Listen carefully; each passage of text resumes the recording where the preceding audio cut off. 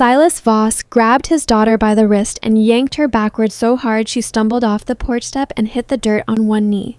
She didn't scream. She'd learned not to scream. She pressed one hand against her cheek where he'd already struck her once that morning, and she looked up at him with eyes that had stopped begging years ago. "You will sign what Bramwell puts in front of you," Silas said, "or I will make sure you have nothing. You understand me? Nothing." Eliza Voss was 24 years old and had been told her whole life that a woman her size should be grateful for whatever scraps of a future men decided to throw her way.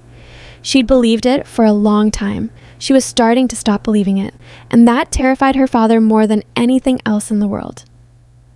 If you've been with this channel for a while, you already know we don't tell small stories here. We tell the ones that stay with you. If this is your first time, hit that subscribe button right now and turn on notifications. Because this story is only the beginning, and you do not want to miss what comes next. Drop a like and leave a comment telling me what city or country you're watching from. I want to see exactly how far this story travels. Now let's go back to New Mexico, 1882, and the woman nobody expected to fight back. The spring of 1882 came late to that part of New Mexico territory. The desert floor was still hard from a brutal winter, cracked and pale as old bone, and the mesquite hadn't fully leafed out yet when Wade Carver first rode the switchback trail south of the Blackthorn Range. He was 36, lean from years of work that never quite stopped, with a face that had been weathered into something that looked older than it was and eyes that still moved faster than most men expected. He wasn't riding toward anything exciting.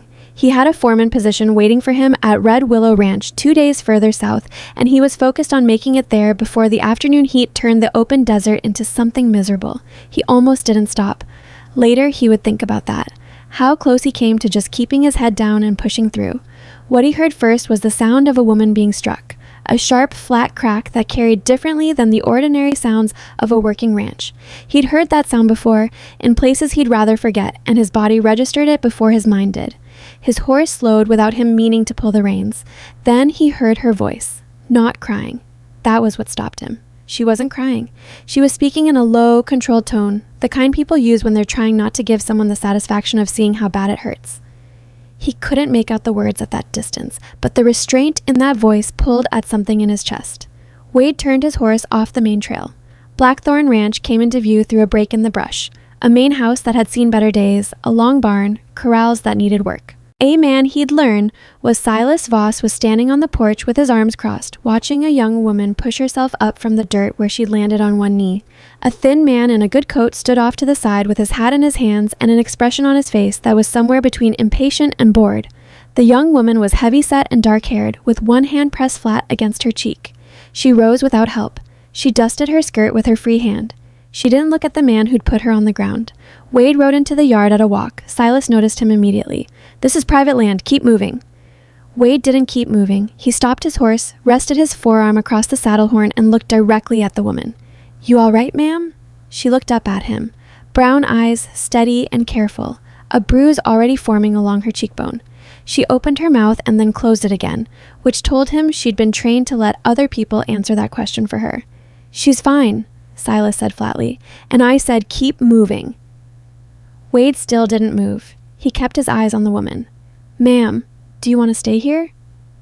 Silas made a sound of disbelief. "Who the hell do you think you're coming onto my property and—" "I'm asking her," Wade said. His voice didn't rise. It didn't need to. The woman's jaw tightened. For a moment, she didn't answer. She looked at her father, then at the man with the hat, then back at Wade. Something moved across her face.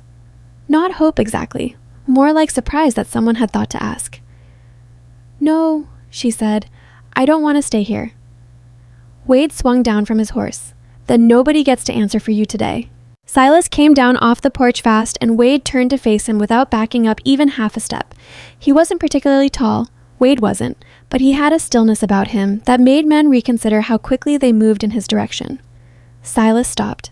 The thin man in the good coat, Bramwell Kersey, Wade would learn, 46 years old and accustomed to getting what he paid for, watched from a careful distance. "Get back on your horse," Silas said, "before I have you removed." "By who?" Wade looked around the yard. 2 ranch hands loitered near the barn entrance. Neither of them looked particularly motivated to get involved. "I'm just a traveler who heard something concerning. I'd like to know the lady's name if it's all the same to you." Her name is none of your business." "Eliza," the woman said. Silas turned to look at her with an expression that was more shock than anger, like she'd done something physically impossible. She was looking at Wade. "Eliza Voss," she said, "and that man is my father, and the other one is Bramwell Kersey, who I've refused to marry twice this month." "3 times, Silas said through his teeth. "3 times, Eliza agreed. Wade took off his hat, ran a hand through his hair, and let out a slow breath. He'd been trying to get to Red Willow Ranch. He'd been trying to have a quiet spring for once in his life. He looked at this woman, the careful way she held herself, the controlled expression over what was clearly significant pain, the dirt still on her skirt, and felt the quiet spring slipping away from him. "Wade Carver," he said to Eliza, and settled his hat back on his head. "And I've got a few minutes if you'd like to sit somewhere and talk about your options." Silas Voss was 61 years old and had operated Blackthorn Ranch for over 3 decades on a simple principle. What he owned, he controlled, and what he couldn't control, he eliminated. He'd built a respectable cattle operation through a combination of hard work, shrewder than average dealing, and a complete willingness to be ruthless when ruthlessness served him. He was not a stupid man. He understood people with the particular clarity of someone who had always seen them primarily as resources. His wife, Margaret, had been a resource. A good one. She'd run his household efficiently, borne him 2 children, managed his social reputation, and died of fever 8 years ago without making it complicated. The boy had gone east to school and shown no interest in coming back, which was a disappointment, but manageable. That left Eliza. Eliza was a problem. Not because she was incapable. Silas knew better than most people how capable she was. She'd stepped into her mother's place the week after Margaret died and hadn't dropped a single responsibility. She managed the household accounts, handled the food stores, coordinated with suppliers, kept records that were cleaner than anything Silas himself could produce, and still found time to maintain a kitchen garden that fed half the ranch hands through summer. She'd done all of this without being asked, without complaint, and without receiving a cent of acknowledgement for it. That wasn't the problem. The problem was that Eliza had her mother's stubbornness underneath all that competence, and as she'd gotten older, it had gotten harder to manage. Margaret had been stubborn, but practical. She'd known when to stop pushing. Eliza was stubborn in a way that didn't seem to calculate costs the way a sensible person should. When Bramwell Kersey first approached Silas about a marriage arrangement, Silas had seen it immediately for what it was, a solution to 2 problems at once. Bramwell wanted the water access that ran through the eastern 40 acres of Blackthorn, access that would make his own grazing operations significantly more profitable. He also wanted a wife who would manage his household the way he'd heard Eliza managed her father's, efficiently, invisibly, without fuss. Silas wanted cash and a favorable grazing agreement that would extend his herd range without the expense of buying additional land. The arrangement made sense. Eliza was the inconvenient variable. She hadn't liked Bramwell from the first meeting, which Silas had attributed to nerves and told her to get over. She hadn't gotten over it. She'd come to her father 3 weeks later and stated, in her careful, infuriating manner, that she would not be marrying Bramwell Kersey and that she hoped he would respect her decision. Silas had not respected it. What had followed over the next 6 weeks was a systematic campaign to make Eliza understand the reality of her situation. He told her that her chances of finding another husband were poor, a statement he delivered with the particular cruelty of someone who knows exactly where a wound is. He pointed out, with no small amount of satisfaction, that she was not a small woman, not a young woman in the way that mattered most to men looking for wives, and not possessed of any independent means that would compensate for these shortcomings. He told her that Bramwell was being remarkably generous given the circumstances. Eliza had listened to all of this with her hands folded in her lap and then said, "I understand what you're saying, Father. I'm still not going to marry him." That was when Silas had stopped trying to reason with her. He wasn't proud of what he'd done since then. Or rather, he'd divided his mind on the subject in the way men sometimes do, placing the practicalities in one part and the discomfort in another and focusing mostly on the practicalities. He needed this marriage to happen. He needed it to happen in the next 2 weeks because the water rights negotiation with the county land office had a deadline he'd already extended once, and Bramwell had made it clear his patience was not unlimited. The arrangement depended on consolidating land under a single family claim, and the marriage was how that happened legally. This morning, Eliza had told him for the third time that she would not do it. He'd struck her before he fully decided to. That was the honest truth of it, though he wasn't inclined to examine it too closely. She'd looked at him with those steady, infuriating eyes and said, "No, father," in that quiet voice she'd inherited from Margaret, and something in him had snapped. He hadn't expected a stranger on horseback to ride into the yard 40 minutes later and complicate everything further.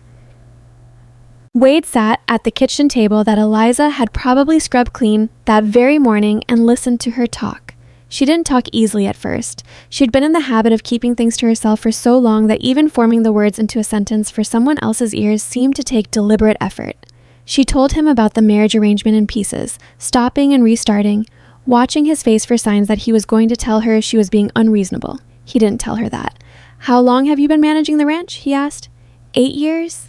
The accounts too? Since I was 17, actually. My mother got sick before she died, and I took them over early. Wade looked around the kitchen, the careful organization of it, the clean surfaces, the way everything had a place. He'd been in a lot of ranch kitchens. This one told him something specific about the person who ran it. "And your father's telling you you've got no prospects." Eliza's jaw tightened. "He's telling me I should be grateful Bramwell is willing to overlook my size, my age, my..." She stopped. "He's made his opinion of my marriageable qualities fairly clear. And Bramwell himself. What does he say to you?" She was quiet for a moment. "Not much. He talks mostly to my father. When he does speak to me, he talks about the ranch, what improvements he'd make, how the grazing arrangement would work." She looked at her hands on the table. "He's never once asked me a single question about myself." "Not one?" "He asked me once if I could cook. That's the only time he addressed me directly in 4 visits." Wade leaned back in his chair. Something that might have been anger was moving around behind his eyes, though his expression stayed even. "And your father hit you this morning because you told him no again?" "Yes." "Has he done that before?" She didn't answer right away, which was its own answer. "My father is a practical man," she said finally. "He does what he thinks is necessary." "That's not what I asked you." Eliza looked at him directly for the first time since they'd sat down. There was something in her expression that was hard to name, a kind of wariness mixed with something else, something that looked like it hadn't had much practice being out in the open. "Yes," she said. "It's happened before." Wade nodded once. He looked out the kitchen window at the yard where Silas and Bramwell were standing near the fence, talking in low voices with the particular focused energy of men renegotiating something. "What would you need," he said slowly, "to leave?" Eliza blinked. "What?" "If you could leave Blackthorn, today or in the next few days, what would you actually need to make that work?" She stared at him like the question was in a foreign language. Then she started doing what he'd already noticed she did when she was thinking seriously. Her eyes moved slightly to the left and her hands went still on the table. She was calculating. He recognized the habit because he'd spent his whole life doing the same thing. "I'd need money," she said. "Enough to rent a room and eat until I could find some kind of work.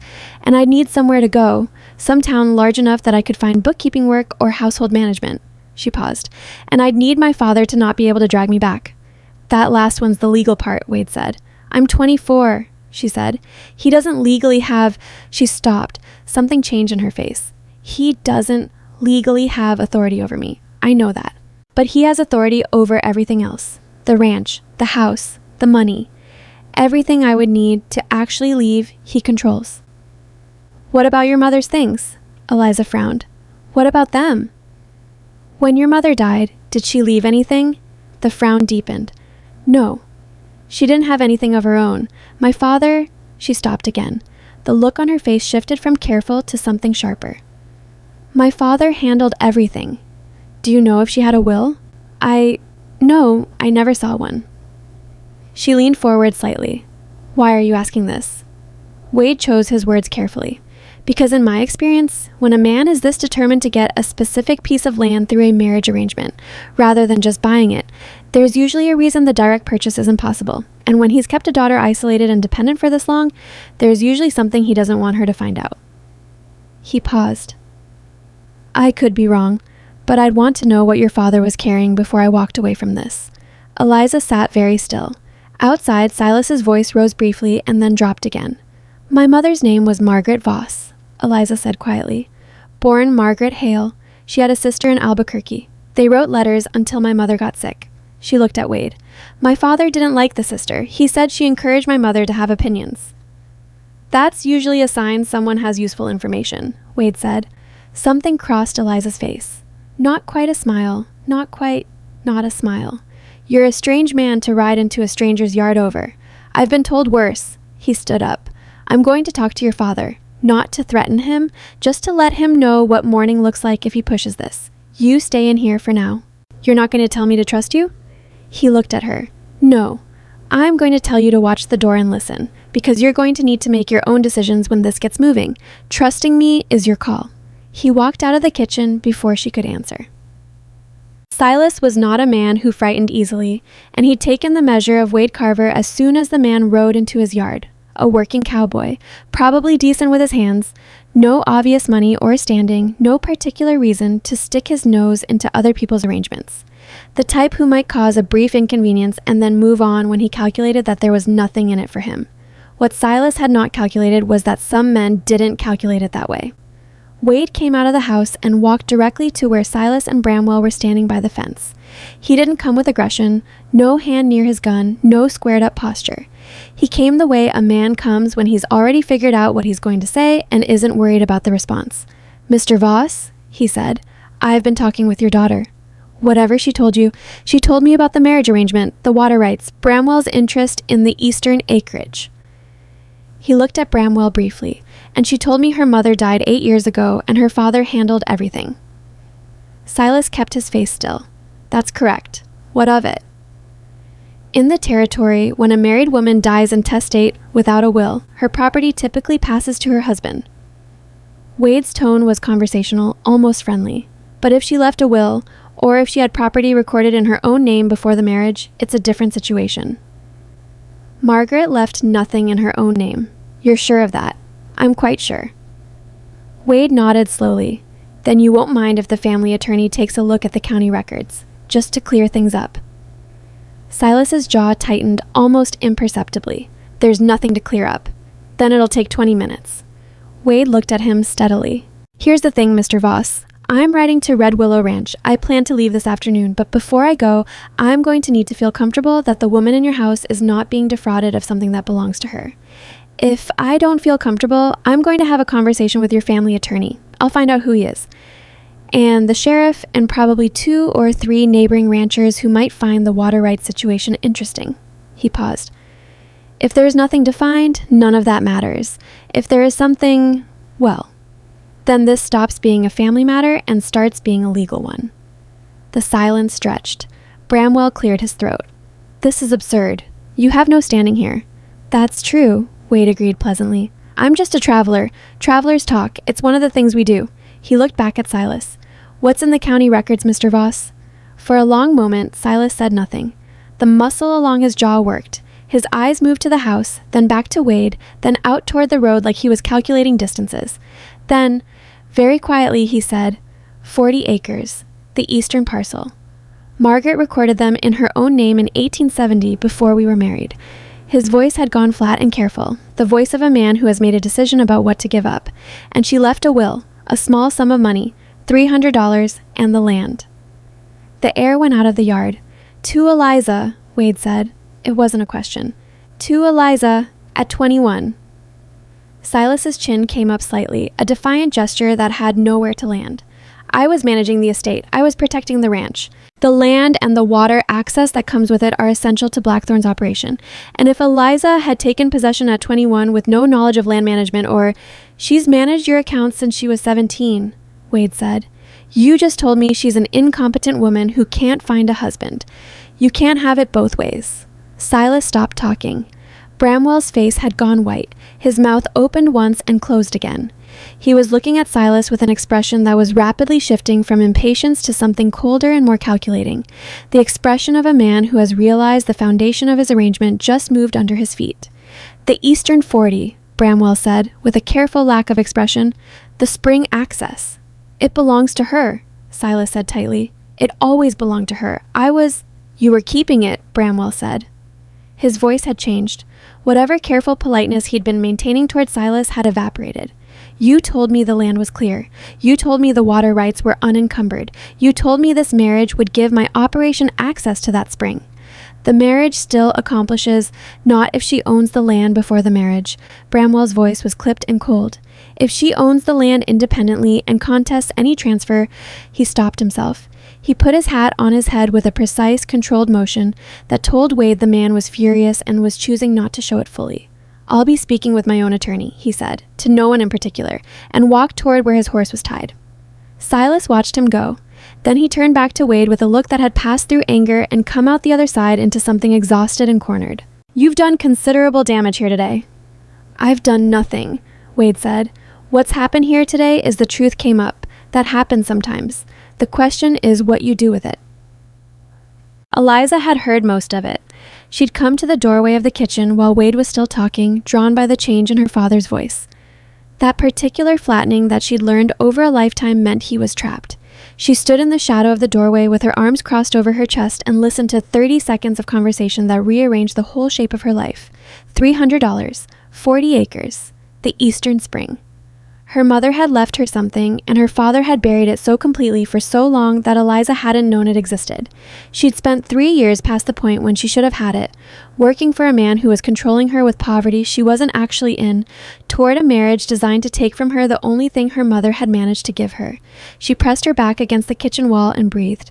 Her hands were shaking. She noticed that, with some detached part of her mind, her hands never shook. She prided herself on that. She made herself look at them until they stopped. Then she walked through the door and into the yard. Her father turned at the sound of her boots on the porch steps. His face went through something complicated. Guilt, she thought. She'd rarely seen guilt on Silas Voss's face, and even now it lasted only a moment before it hardened back into something more familiar.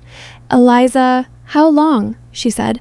Her voice came out steadier than she expected. Your mother wanted... How long did you know? Silas looked at her for a moment.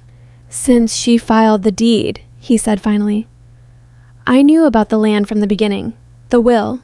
I found it when she died. Eliza was quiet for a moment. The desert air was dry and still, and somewhere out past the corrals a horse was moving restlessly in its stall. She thought about the last 3 years. She thought about every conversation in which her father had told her she was lucky Bramwell was willing to overlook her shortcomings.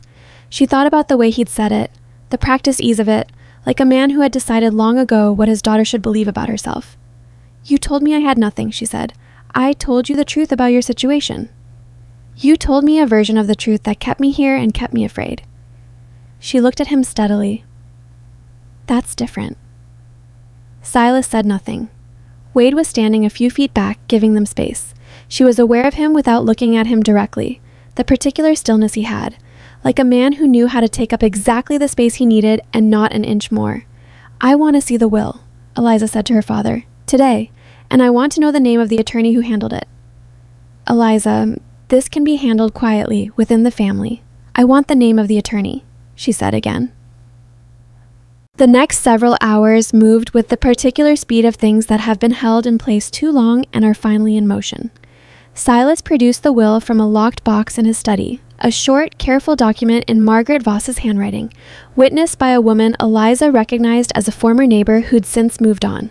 The bequest was exactly what Silas had described, $300 in cash to be held in an Albuquerque bank account in Margaret's name, and 40 acres of the eastern parcel of Blackthorn, including right of access to the spring known locally as Hale Spring. The name Eliza hadn't even known existed, her mother's maiden name still attached to something in the desert. The attorney was a man named Horace Tillman, who had offices in the nearest town 12 miles west. Wade offered to ride for him, but Eliza said she'd go herself. Her father started to object, and she looked at him with an expression that ended the objection before it left his mouth. She changed her dress first, not to look presentable. She changed because the dress she was wearing still had dirt on the skirt from where she'd hit the ground that morning, and she would not ride into town in it. She splashed water on her face, brushed her hair, and looked at herself in the small mirror above the washstand for a moment longer than strictly necessary. The bruise on her cheek had darkened. She touched it carefully, felt the tenderness of it. She'd looked in this mirror 10,000 times and mostly seen what her father had described to her. A large woman, not beautiful by conventional measure, past the age when men considered women their most valuable. She'd studied herself and tried to see what Bramwell Kersey supposedly saw when he looked at her, and she'd never been able to find it because what Bramwell saw was grazing land and water rights, and those weren't visible in a mirror. She looked at her face now and felt something unfamiliar, not quite anger, something more solid than anger, something that didn't need an object. She straightened her collar, walked back through the house, and went to saddle her own horse. Horace Tillman was 60 years old and had been a territorial attorney long enough to have seen a great many things, but the particular combination of a young woman with a fresh bruise on her face, a laconic cowboy who claimed to be merely a bystander, and a document that had apparently been locked in a box for 3 years produced an expression he reserved for situations that were going to require more than one day to sort out. He read the will twice. He asked Eliza 3 questions, all of them practical. He asked Wade 1 question, who he was and what his connection to the family was, and accepted no particular connection with the skepticism of a man who had learned not to press certain things. The inheritance should have transferred at your 21st birthday, Tillman said, setting the will on his desk. The fact that it did not represents a legal problem for your father. I'm aware of that, Eliza said. You could pursue the matter through formal channels. There's a question of the income from the land during the period it was improperly withheld, the bank account, and... He paused. Miss Voss, the water access on that eastern parcel. Do you have any sense of what's been at stake there? I'm beginning to understand it. Tillman folded his hands. He was quiet for a moment in the way of a man who is choosing how much to say. There has been a discussion at the county land office about water rights consolidation on the northern range. Several ranches. The spring on that eastern parcel. He paused again. I should not speculate. You can speculate, Eliza said. I won't hold you to it. Yeah. The spring access, if it were controlled by a single large operation, would give that operation significant leverage over smaller ranches that currently share the northern range. It is not a small thing. He looked at her. I suspect you may already know this. I know the land. I've ridden every acre of Blackthorn since I was 12. She looked at the will on his desk. What do I need to do? What followed was a conversation that lasted nearly 2 hours and that Eliza drove with a precision that made Tillman forget entirely within the first 20 minutes that he'd had any reservations about taking the case. She knew the ranch's accounts in detail.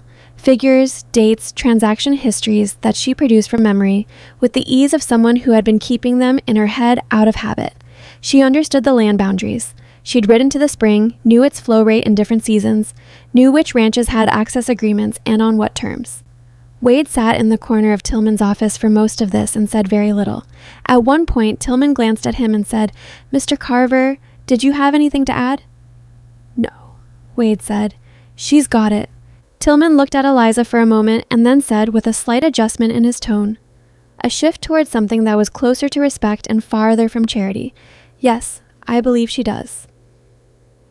They rode back to Blackthorn in the late afternoon. The desert had taken on the orange and amber cast that it got before the light went completely, and the shadows were long across the pale ground. Eliza had not eaten since early morning, and the tiredness of the day was sitting on her shoulders in a way she'd been refusing to acknowledge for several hours. Wade rode beside her without talking for a while, which she appreciated. She'd spent the whole day talking, more than she usually said in a week, and the silence was a relief. You're going to have to make a decision, he said finally. I know. Tillman can protect your interests legally. The land's yours, the money's yours. Your father's in a position where he's got more to lose by fighting it than by accepting it. I know that too. He glanced at her sideways. But... She exhaled slowly. But it doesn't solve tonight, or tomorrow. I still have to walk back into that house. You don't, he said. She looked at him. The inn at the edge of town is 12 miles back, he said. Tillman will file the initial documents in the morning. Your father's not going to do anything foolish with a territorial attorney involved. You don't have to walk back into that house tonight if you don't want to. Eliza was quiet for a moment. She thought about the house, the kitchen she'd kept clean for 8 years, her mother's curtains on the windows, the accounts ledger she'd started in her own handwriting when she was barely old enough to hold a pen steadily. The way it felt to walk through a door knowing the man on the other side of it had decided years ago what she was worth and had built his plans accordingly. I don't have any money with me, she said. My money is in my father's house. I've got enough for one night's room. She looked at him again, the worn jacket, the careful way he held himself in the saddle. Working cowboy money. I'll pay you back, she said. I know you will. They turned back toward town. Behind them, Blackthorn Ranch sat in the fading light, and inside it, Silas Voss sat alone at the kitchen table his daughter had scrubbed clean that morning, looking at a copy of Margaret's will that Tillman had sent with them for the file. Outside, hoofbeats on the road. Neither of them heard it at first. The sound was far off, coming from the direction of the neighboring property, moving with purpose. Wade heard it second, pulled up slightly. Eliza heard it third and recognized the sound of it. "That's Bramwell," she said. He'd been waiting for Silas, apparently, or waiting for Eliza to leave, and then coming back. Wade brought his horse around so he was facing back toward Blackthorn. "What do you want to do?" he asked. Eliza watched the dust rising on the far side of the ranch road. She thought about the 40 acres her mother had named with her own family's name, the spring that had been quietly waiting for her for 3 years, and the man riding toward her father's house with whatever new plan he'd assembled on the drive home. "I want," she said slowly, "to go back and make absolutely certain he understands that arrangement is finished." Wade turned his horse alongside hers. "Then let's make sure he understands it." They rode back toward Blackthorn as the light went red over the desert and the hoofbeats ahead of them grew louder, and somewhere in the distance, a spring ran through 40 acres of New Mexico ground that belonged, for the first time, to the right person. Bramwell Kersey rode into the Blackthorn yard like a man who had spent the last 3 hours convincing himself he still had options. He hadn't bothered to change horses. The animal was lathered from being pushed hard on the return trip, and Bramwell swung down without appearing to notice, which told Wade something about the man. Not cruel exactly, but the kind of careless that comes from never having had to pay personal attention to the things that served him. He tied the horse at the post with a quick, impatient knot and turned toward the house. He saw Eliza and Wade in the road before he reached the porch. He stopped. Something moved across his face. Surprise, calculation, and then a particular kind of composure that men put on when they've been caught off balance and refuse to show it. He straightened his coat. He set his jaw. "Miss Voss," he said, "I'd hoped to speak with you." "I am sure you did," Eliza said. She'd stopped her horse at the edge of the yard and hadn't dismounted, which gave her a slight height advantage she was clearly aware of. "Go ahead," Bramwell glanced at Wade. "Privately." "Mr. Carver stays," Eliza said. "Whatever you want to say, you can say it in front of him." Bramwell's expression tightened. He was a composed man by nature, the kind who used composure as a tool, but something about the evening had stripped a layer of that away. He looked like a man who had ridden hard and thought hard and arrived at a conclusion he wasn't entirely comfortable with but had committed to anyway. "I want you to understand," he said carefully, "that what your father did, the concealment, the inheritance, none of that was my arrangement. I was told the land was clear. I was told there were no encumbrances." He paused. "I was misled." "Were you?" Eliza said. "I want to be direct with you. The marriage arrangement as it stood, that's finished. I understand that. What I'm proposing now is something different. A business arrangement. The spring access. I'm willing to pay a fair price for a right-of-way agreement. Cash recorded legally, nothing contingent on any personal arrangement between us." Eliza looked at him for a moment. "You're willing to pay for what you were going to get for free through my father's fraud." "I'm willing to pay market rate," Bramwell said. He had the grace to not point out that this was more than he'd been offering 2 hours ago. "For a legal access agreement, nothing more. And you think I should find that generous? I think it's a fair offer for someone in your position." The phrasing landed wrong, and Bramwell seemed to know it immediately. His jaw tightened slightly, like a man who has just said a thing he can't take back. Eliza's expression didn't change exactly, but something behind her eyes went very still. "My position," she repeated. "I only meant, my position is that I own 40 acres with a spring on it, Mr. Kersey, and I have an attorney, and my father is sitting in that house right now with considerably fewer cards than he had this morning." Her voice stayed level. "My position is actually quite good, better than it's been in 3 years. Bramwell was quiet for a moment. He looked at the house, then back at Eliza. Something in his face shifted, the calculating look giving way, briefly, to something that might have been grudging acknowledgement. "I'll send a written proposal through Tillman's office," he said. "That's the appropriate way to do it," Eliza said. "Good evening, Mr. Kersey." He held her gaze for a beat longer than was comfortable. Then he turned, untied his horse with the same impatient efficiency, and mounted. He rode out without speaking again, back the way he'd come, and the sound of his horse faded into the darkening desert air. Wade let out a slow breath. "Well," he said. "Don't," Eliza said, but there was something in her voice that wasn't quite a warning, closer to a person trying hard not to feel something that was trying to surface anyway. She dismounted. Her legs were unsteady for a moment when she hit the ground, just briefly, and she put one hand against her horse's shoulder until she'd steadied herself. She'd been holding herself rigid for hours. The release of it was physical, and she clearly hadn't expected it to come out through her knees. "Easy," Wade said, not moving toward her, giving her the space to recover without an audience to it. She straightened. "I'm fine. I know you are."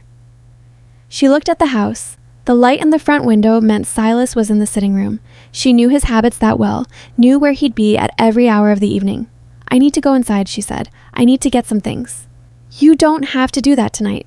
"Yes, I do." She said it simply. "If I don't go in there tonight, I'll lose something. I don't know how to explain it, but I know that's true." Wade didn't argue with it. He tied both horses at the post and followed her to the porch.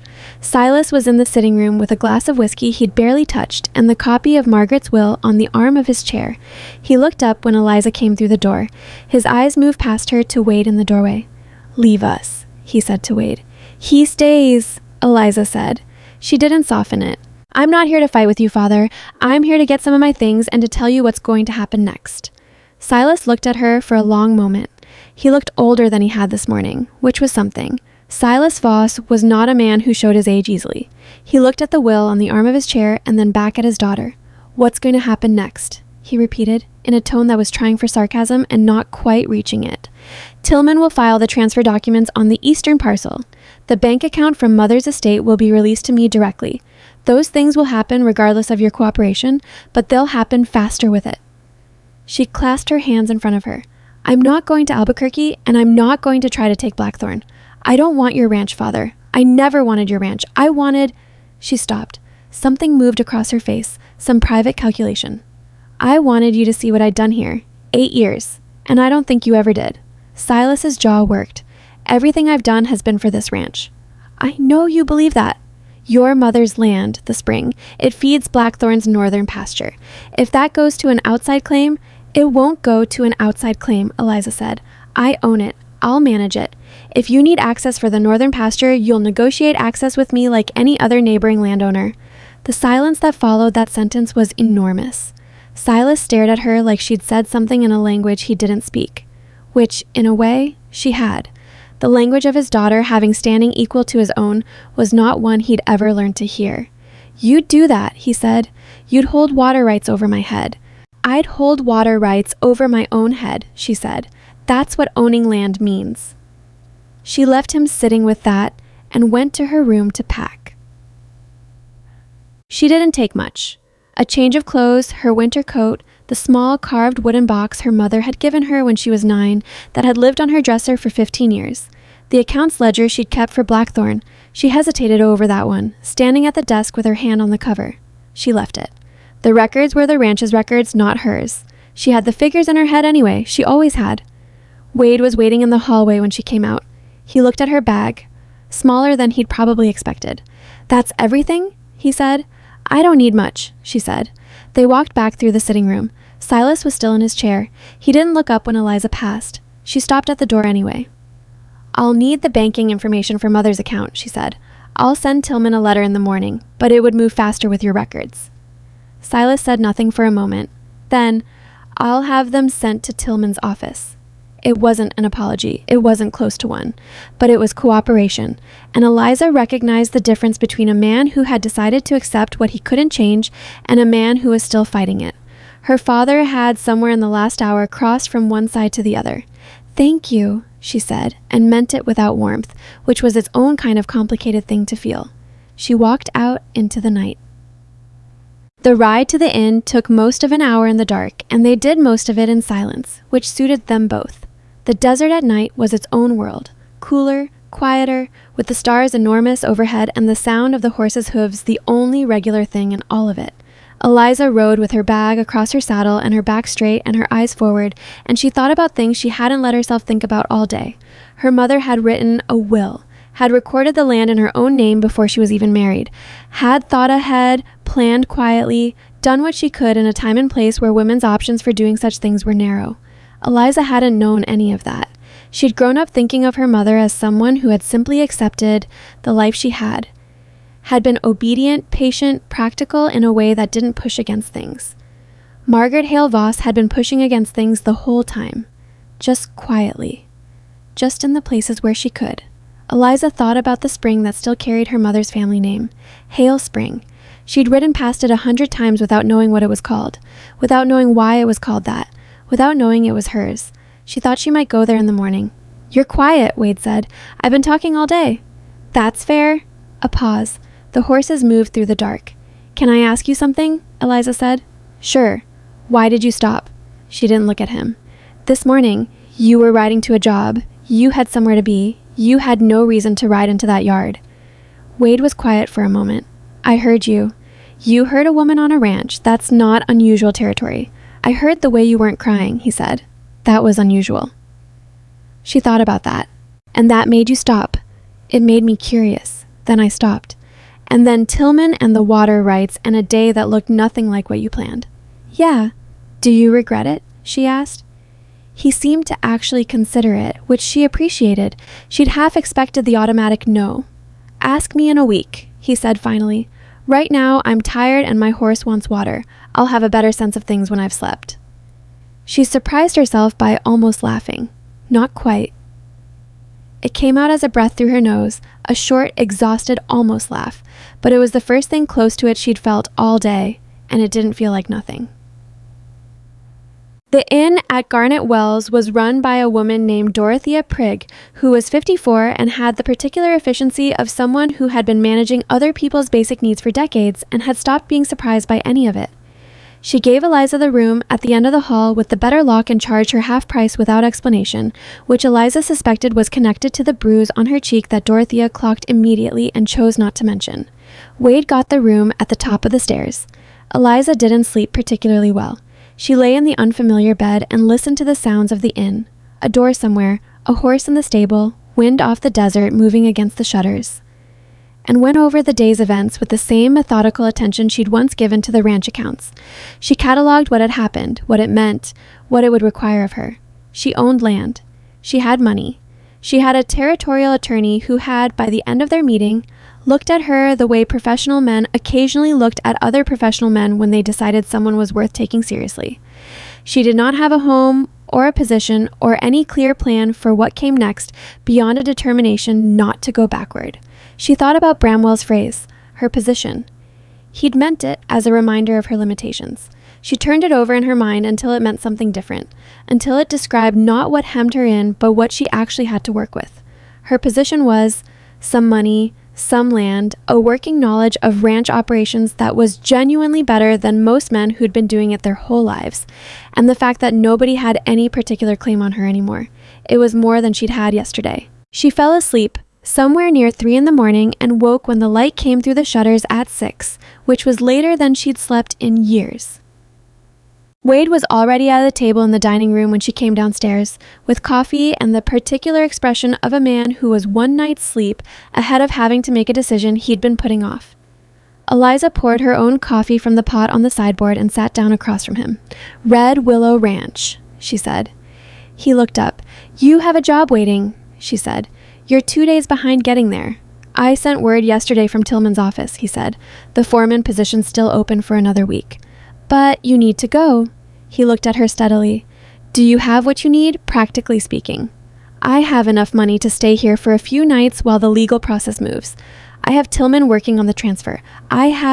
She paused. "I need work. Real work. Not just waiting. I need something to do with my hands while the legal things happen, or I'm going to lose my mind in a boarding house room." "What kind of work are you looking for?" "What I've always done. Accounts, records, supply management." She looked at her coffee cup. Tillman said he had 2 or 3 clients whose books were in poor condition. He offered to make introductions. "That's a start?" "It's more than a start." She said it firmly, like she needed to hear it out loud herself. "I know what I'm doing. I've known what I'm doing for years. I just did it for someone who didn't pay me and told me to be grateful." She looked up. "That's not going to happen again." Wade nodded once. He drank his coffee. "Go to Red Willow," she said. You've done more than anyone had any reason to do. I'm not going to keep you from your life because I needed help sorting out mine." He was quiet for a moment. "I'll go today. I'll check in before I leave. Make sure Tillman's moving." "I can check with Tillman myself." "I know you can." He paused. "I'm going to do it anyway." She let him. Some things weren't worth arguing. Tillman's office was already open when they arrived at 8 in the morning, which suggested the man kept hours that matched his ambitions. He had already begun drafting the initial transfer documents and had a list of questions for Eliza about the land boundaries that she answered from memory with a speed that made his clerk miss 2 of the answers trying to write them down. "I'll need to file in Santa Fe," Tillman said. "There will be a waiting period, 30 days approximately, for the formal transfer. The bank account is simpler. I've already drafted a letter to the Albuquerque institution, and I expect we'll see a movement there within 2 weeks. And in the meantime," Eliza said, "if my father were to attempt to sell or encumber the eastern parcel." "He cannot. I've already sent a notice of competing claim to the county land office. Nothing can be recorded against that parcel until the transfer is resolved." Tillman folded his hands. "Your father is in a difficult position. He has been in possession of property belonging to another person for 3 years. That creates liability. I suspect he understands this." "He's cooperating," Wade said. "Reluctantly," Eliza added. "Reluctant cooperation is sufficient," Tillman said, with the tone of a man who had learned not to require enthusiasm from his client's adversaries. He had, as mentioned, 2 clients whose bookkeeping was in disarray. Hanimad introductions that morning, a letter to each with a brief description of Eliza's qualifications, which she watched him write and didn't correct even when he understated things, because she had learned young that men who understated your qualifications in their introductions often did so to avoid threatening the person being introduced to, and this was sometimes the smarter long game. By the time they left Tillman's office, the morning was half gone and Wade had 2 hours before he needed to be on the road to make Red Willow by tomorrow evening. They stood on the main street of Garnet Wells in the particular awkward clarity that follows a crisis, when the immediate emergency has passed and what remains is just 2 people who barely know each other figuring out what the last 24 hours actually meant.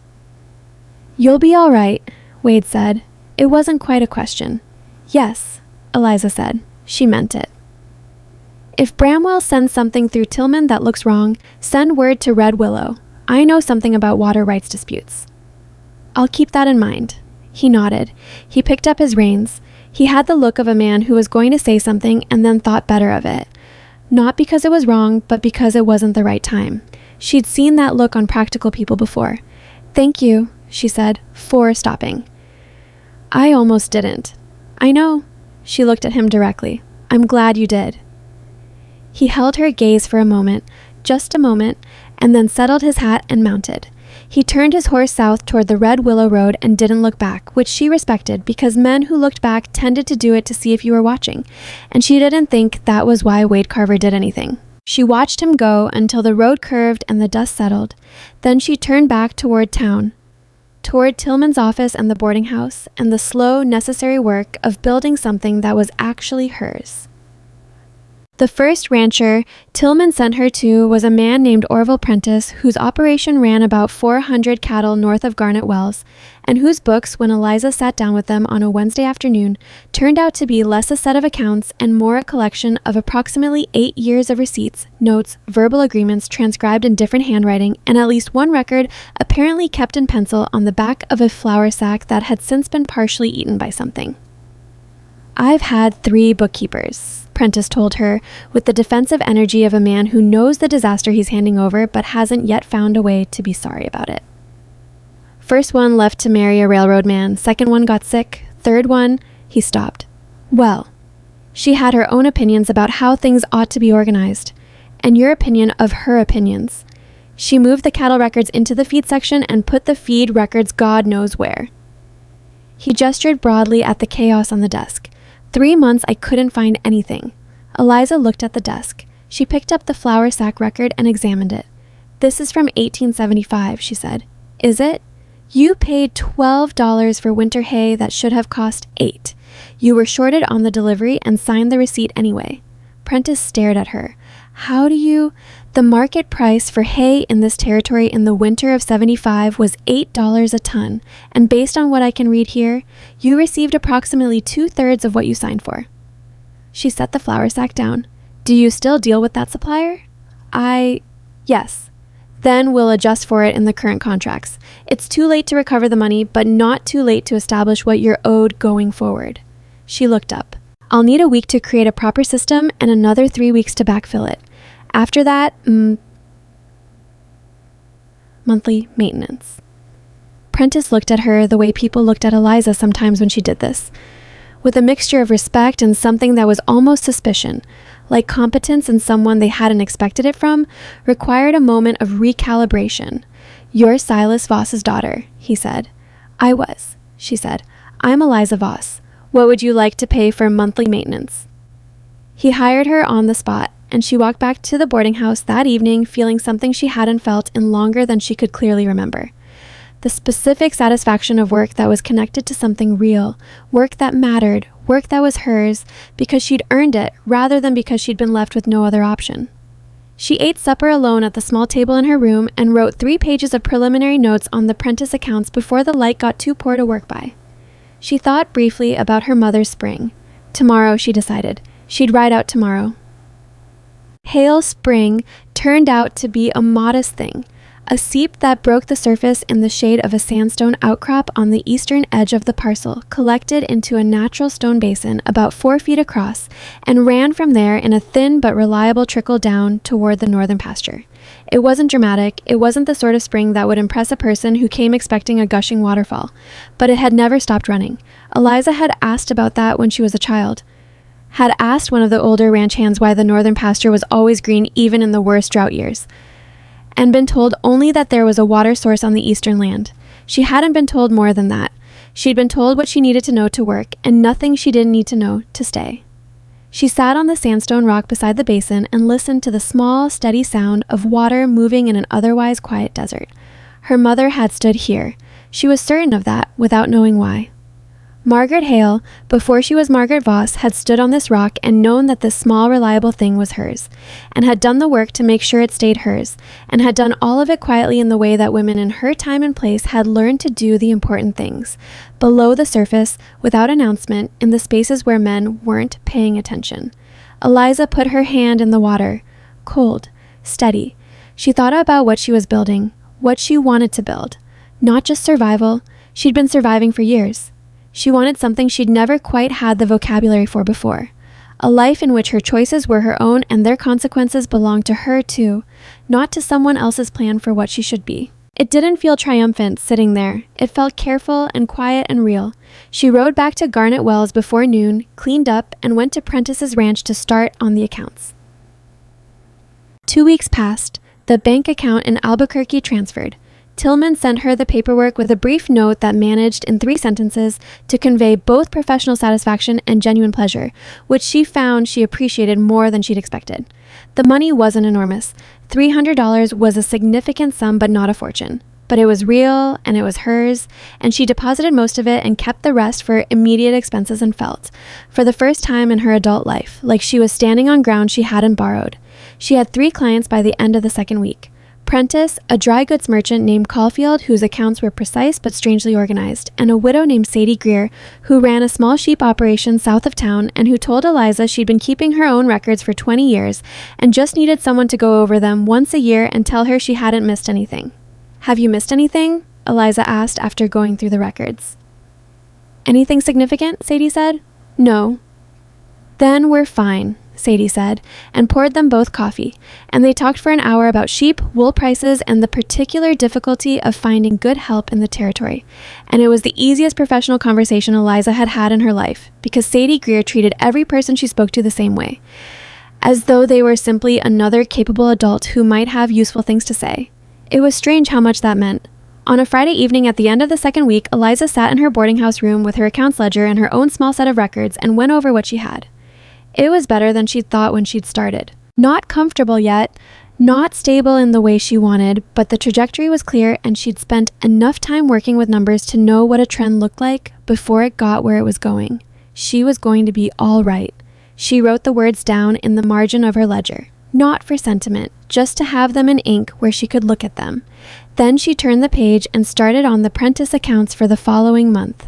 Downstairs, Dorothea Prigg was arguing cheerfully with a traveling salesman about the price of something Eliza couldn't make out. The wind off the desert came through the window she'd left cracked, carrying the smell of dry grass and the particular evening coolness that the territory did better than most places she'd heard of. She worked until the lamp guttered and she had to stop. She thought about Wade Carver, briefly, the way she'd been doing occasionally at the end of days, not dwelling, just noticing. She wondered how Red Willow had received him, whether the position was what he'd expected. He'd struck her as a man who would make the best of most things and save his frustration for the ones genuinely worth frustrating over. She wondered if he thought about her at all. Probably yes, she decided. He'd put 2 days and a significant amount of personal trouble into her situation. People thought about the things they'd invested in. That didn't mean it was more than that. She turned down the lamp and lay in the dark and listened to the desert outside. In the morning, she had 3 clients and a spring with her mother's name on it, and 40 acres of New Mexico ground that no one could take from her. She had a ledger with her own handwriting in it, and a room she was paying for herself, and work that she was good at and had always been good at, visible or not. She was not going to waste a single day of it feeling sorry for what had been taken from her. There would be time for that eventually, she suspected. Grief had its own schedule, and it never really asked permission. But not tonight. Tonight she was tired in the clean way, the way that comes from work done right, and that was enough. She closed her eyes. Somewhere south on the Red Willow Road, a man she barely knew was probably doing something similarly ordinary and similarly exhausted. She found, somewhat to her own surprise, that she hoped he was sleeping well. The letter from Red Willow arrived on a Thursday, 3 weeks after Wade had ridden south, and Eliza almost didn't open it immediately because she was in the middle of reconciling 6 months of Prentice's cattle sale records, and she'd learned, over the past weeks, to finish a thing before she started another. She finished the column she was working on. Then she opened the letter. It was short. Wade wasn't a man who used words for decoration, and the letter reflected that. 4 paragraphs, clean handwriting, no preamble. He'd arrived at Red Willow. The foreman position was what it was supposed to be, which he described as adequate, a word she suspected carried more weight coming from him than it would from most people. The ranch ran about 600 cattle on good grass, owner named Harlan Fitch, who was fair-minded and mostly left the operations to his foreman, which Wade considered the correct arrangement. The bunkhouse was cold at night, and someone had built the fence line in the south pasture at an angle that made no practical sense, and he was going to have to redo about 300 yards of it before winter. The 4th paragraph was about her. He'd heard from Tillman, they'd apparently exchanged a letter or two, that the land transfer was moving, that she'd found bookkeeping clients that she was managing. He wrote, "I figured you would. That wasn't a compliment exactly, which was why it felt like one. Then, if you get down toward Red Willow for any reason, the ranch is about 2 miles past the crossroads at Sancho Creek. Harlan feeds visitors decently." That was all. She read it twice, which she didn't examine too closely, and then wrote a reply that took her 3 attempts to get the tone right. Not too formal, not too familiar, nothing that would embarrass either of them if someone else happened to read it. She told him about Prentice and Caulfield and Sadie Greer. She told him about the spring. She told him that Tillman had confirmed the land transfer would be final within 10 days, and that her father had sent the banking records to Tillman's office without additional argument, which she was taking as a sign that Silas had made his peace with the situation, or at least with the futility of fighting it. She almost wrote that she'd been thinking about him. She crossed it out. She sent the letter with the southbound mail rider on Friday morning and went back to Prentice's accounts. The land transfer finalized on a Tuesday in late April, and Tillman sent word with such unusual speed that Eliza suspected he'd been watching for it.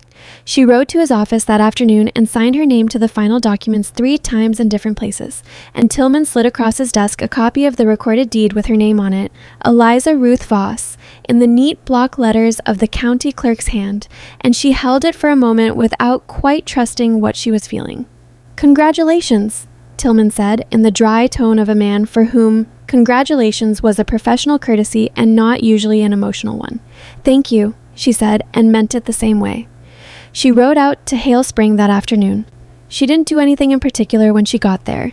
Sat on the sandstone rock, listened to the water, let the late April sun warm the back of her neck. She had the deed in her saddlebag. She didn't take it out. She didn't need to look at it again. She'd memorized the words already. She stayed about 20 minutes. Then she rode back to town and had supper and went to bed at a reasonable hour because she had an early appointment with Caulfield in the morning.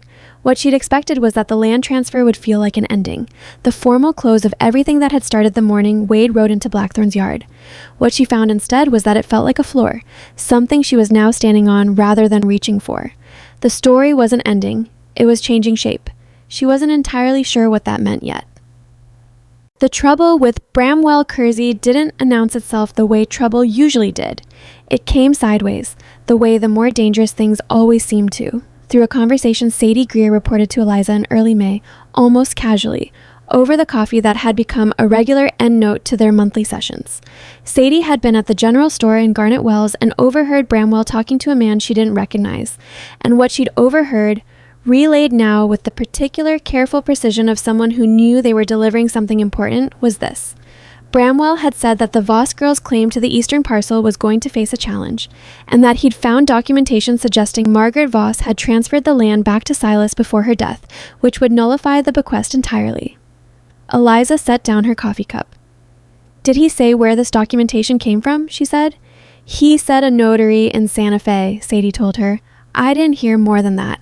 Eliza thanked her, rode directly to Tillman's office, and delivered this information in the same tone she used when delivering unwelcome figures to ranch clients, clearly, without drama, with all the relevant detail she had. Tillman listened. His expression did not change, which was one of the things she'd come to appreciate about him. He waited until she was finished and then said, "A post-marital transfer from wife to husband of property recorded in her sole name would require her signature, 2 witnesses, and notarization. It would be filed with the county land office. I checked those records thoroughly before we filed your claim. There was no such document." He says a notary in Santa Fe. The territory maintains records of all notarized land transactions. If such a document existed, it would be in those records or it would be a forgery. He looked at her. "Either possibility is worth addressing quickly." "How quickly?" "I can write to the territorial land office today. We should have a response within 2 weeks." He paused. "Miss Voss, if this document is a forgery, we are no longer discussing a civil dispute over inheritance. We are discussing criminal fraud." Eliza thought about Bramwell. The composed face, the careful voice, the man who had arrived at Blackthorn the morning after everything collapsed with a business arrangement already assembled and ready to present. She thought about what it meant that he'd had that ready so quickly. "He's been planning this," she said. "Not the forgery necessarily, but a counter-move. He came back the same evening with the access rights proposal already prepared. He was already thinking ahead." "That suggests someone who expected the initial arrangement to fail at some point," Tillman said, "or someone who wanted multiple angles." Tillman nodded slowly. "I'll write to Santa Fe today. In the meantime, I want you to write down everything you know about the eastern parcel, boundary rides, water usage, any conversations you recall about the land from your parents or ranch hands, details that only someone with long familiarity would know, to establish my connection to it, to make any claim of ignorance by your father or Kersey considerably more difficult to argue." She went back to the boarding house and wrote for 3 hours. She also wrote to Wade. She wasn't sure what she expected from that. Maybe only to tell someone who had been present at the beginning what was happening now, someone who would understand the shape of it without needing the whole backstory. She wrote it straightforwardly. Bramwell was claiming a document existed that would invalidate her land transfer. The document was either missing from the records it should appear in or was a forgery. Tillman was investigating. She was fine. She was not panicking.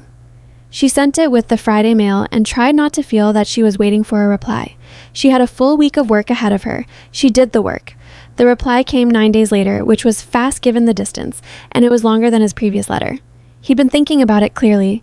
He wrote that he knew a man in the territorial land office, had done a water rights negotiation for a previous ranch employer 3 years back, and the man had been straightforward to deal with, and that he'd already sent a letter of inquiry about notarized land transfer records in Margaret Voss's name from the past decade. He added, "I should have told you I was doing that before I did it. If you'd rather I stay out of the legal side, say so, and I will." She wrote back the same day she received the letter, which was not something she'd done before. "Don't stay out of it." Orville Prentice heard about the challenge through the ranching network that moved information across the territory with remarkable speed for a place with so few people in it. He appeared at Eliza's boarding house door on a Wednesday morning with his hat in his hands and the expression of a man who has decided to say something and is working up to it. "I heard Kersey's making noise about your eastern land," he said. "He is," Eliza said. "You need money for the legal fight. I don't need money," she said. "Tillman is confident, but thank you." Prentice nodded. He didn't leave immediately. "My father knew your grandfather," he said, which she hadn't known and wasn't sure what to do with. "The Voss family had a reputation for hard dealing, your father included." He turned his hat in his hands. "Your mother was different. People liked her." "I know," Eliza said. "What Kersey's doing, if that paper's forged, people will know it. This territory is not so big that a man can do something like that and keep it private. He looked at her directly. "You've got friends here, Miss Voss. You maybe don't know how many yet." He left before she could respond, which might have been deliberate. She stood in the doorway for a moment after he'd gone and thought about what it meant to belong to a place. She'd lived her whole life at Blackthorn without ever quite feeling like she belonged to anything beyond the work itself. She'd been her father's bookkeeper and her father's household manager, and if Silas had gotten his way, she'd have become Bramwell's ranch wife. And in none of those versions of herself had she been something separate and specific. A person with her own relationships, her own reputation, her own standing in a community that knew her name. She was starting to be that person. It felt unfamiliar in a way that was not entirely comfortable. She wasn't used to being seen. She'd spent so long making herself useful without making herself visible that visibility itself required adjustment. She thought about what Wade had said. "You've spent your whole life being told what you should choose." She'd been turning that over for weeks. It was true, and it was also not quite the whole truth. She'd been told what to choose, but she'd also been told, more subtly and more constantly, what she deserved to want. She'd been told her wants themselves were limited by what she was. And that part had gotten under her skin in ways that a single day of legal victories hadn't entirely fixed. She was working on it. The response from the Territorial Land Office arrived at Tillman's office on a Monday morning in mid-May, and he sent his clerk running to the boarding house to fetch her before he'd even finished reading it. She arrived slightly out of breath from the pace the clerk had set. Tillman was standing behind his desk. His expression was still, but there was something in it she'd learned to recognize, the particular contained energy of a man who is about to deliver information that will significantly change things. "Sit down," he said. She sat. There is no record in the Territorial Land Office of any notarized transfer of the Hale Spring parcel from Margaret Voss to Silas Voss at any time. He set the letter on the desk. Additionally, the Land Office conducted a search of notary records in Santa Fe for the past 15 years. There are 3 notaries currently operating there. 2 of them have confirmed they have no record of such a transaction. The third, he paused. The third notary closed his office 18 months ago under investigation for irregularities in land transaction documentation. The room was very quiet. "He forged it," Eliza said. "I do not yet have evidence that Mr. Kersey personally commissioned anything," Tillman said carefully. "What I have is evidence that no legitimate document of the type he referenced exists, and that the only notary in Santa Fe who might plausibly have produced an illegitimate one had a known history of doing exactly that." He looked at her. "I have written to the county sheriff and to the territorial attorney general's office. This is no longer a civil matter." Eliza sat with that for a moment. She'd known this was coming, had told herself she knew, but knowing a thing intellectually and feeling it land were different operations. "My father," she said. "Was he involved?" Tillman was quiet for a moment. "I don't know. The fraudulent claim came from Kersey, not your father. Whether your father was aware of what Kersey intended, he might not have known," she said, "or he might have." She thought about Silas, the man who had locked away her inheritance for 3 years, the man who had struck her and called it necessity.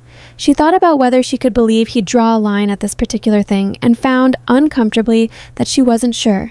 "I can't answer that for you." "You don't need to. The investigation will answer it." Tillman folded his hands. "Your land is not in jeopardy, Miss Voss. The fraudulent claim has no legal foundation and will not survive any serious examination. What this becomes now is a criminal matter involving Kersey and whoever assisted him." She nodded slowly. "What do I need to do?" "At the moment, nothing except continue exactly as you have been. The legal machinery is in motion. The most useful thing you can do is stay visible, stay employed, and continue making clear to this community that you are a serious and established person here." He paused. "Which, I should say, you appear to have been doing effectively without my advice." She looked at him. "Was that a comment, Mr. Tillman?" "It was an observation," he said, "though I suppose the two overlap." She told Sadie Greer first, because Sadie had been the one to bring her the warning. Sadie listened, asked 2 questions, and then said, with the satisfaction of someone who has always trusted her instincts about people, "I knew that man was wrong. He had the eyes of someone who's always counting what he's owed." She wrote to Wade the same evening. This letter was longer than the previous ones. She told him everything: the land office confirmation, the notary with the irregular history, Tillman's letter to the Attorney General. She told him about Prentice appearing at her door with his hat in his hands and about what he'd said about her mother. She told him about sitting by the spring and what she'd thought about there. Then she wrote something she hadn't planned to write. I keep expecting the feeling that this is over to arrive. It hasn't. Every time I think I'm at the end of one thing, I find I'm at the beginning of something else. I'm not sure if that's alarming or just how it works. She read it back. She didn't cross it out. She sent it.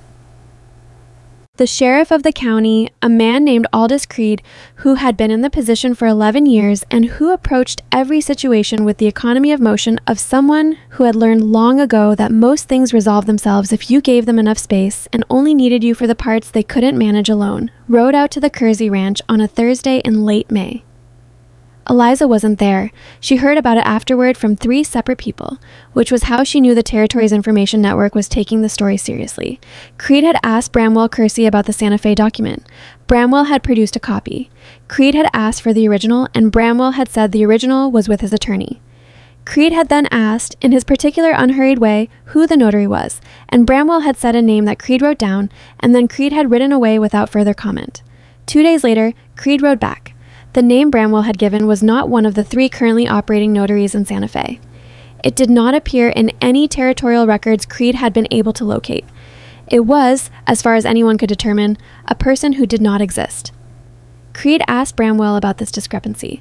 By this account, Bramwell's composure, that cultivated, practiced stillness that he wore like good wool, finally showed its limits. He told Creed the document had been given to him in good faith, that he'd had no knowledge of any irregularity, that he'd acted on information provided by a third party. He would not say who the third party was. Creed had left without arresting him, because Creed did not arrest people until he was ready, and he was not yet ready. But the word that spread through the Territory's ranching community in the days following that second visit was that Bramwell Kersey's reputation had sustained damage that money alone was not going to repair. Eliza heard all of this. She processed it carefully and kept working. The complication she hadn't anticipated arrived in the form of a letter from Blackthorn Ranch, not from Silas. It was signed by Frank Delacroix, who had been Blackthorn's senior ranch hand for 14 years, a quiet and steady man who had taught Eliza to read a cattle condition just by looking at the angle of the spine, and who had apparently decided that the current situation warranted his reaching out directly. He wrote that Silas had been ill for several weeks, not dangerously so. A chest infection that had persisted through the spring, but enough that certain operations at Blackthorn were falling behind. He wrote that the 2 younger hands had left for better wages elsewhere and that the spring branding was not yet finished. He did not ask for anything directly, which was its own kind of asking. Eliza sat with this letter for a long time. She thought about Silas. He was 61 years old and had never once in her memory admitted to being unwell, which meant a chest infection serious enough to slow him down was probably more significant than Frank's letter made it sound. She thought about the ranch that she had kept running for 8 years and that was now, apparently, running less smoothly without her. She was not going to go back to Blackthorn and manage things for a man who had stolen 3 years of her independence and struck her for refusing a marriage she hadn't wanted. She had made that a decision clearly, and she was not revisiting it. But she could help Frank. She wrote back the same day. She sent a detailed letter to Frank Delacroix, not to her father, to Frank, with a complete spring operational checklist from memory, which pastures to rotate, what the branding sequence should be given the current cattle count she estimated from the last records she'd kept, which suppliers to contact for summer feed contracts and what prices to accept and what to reject.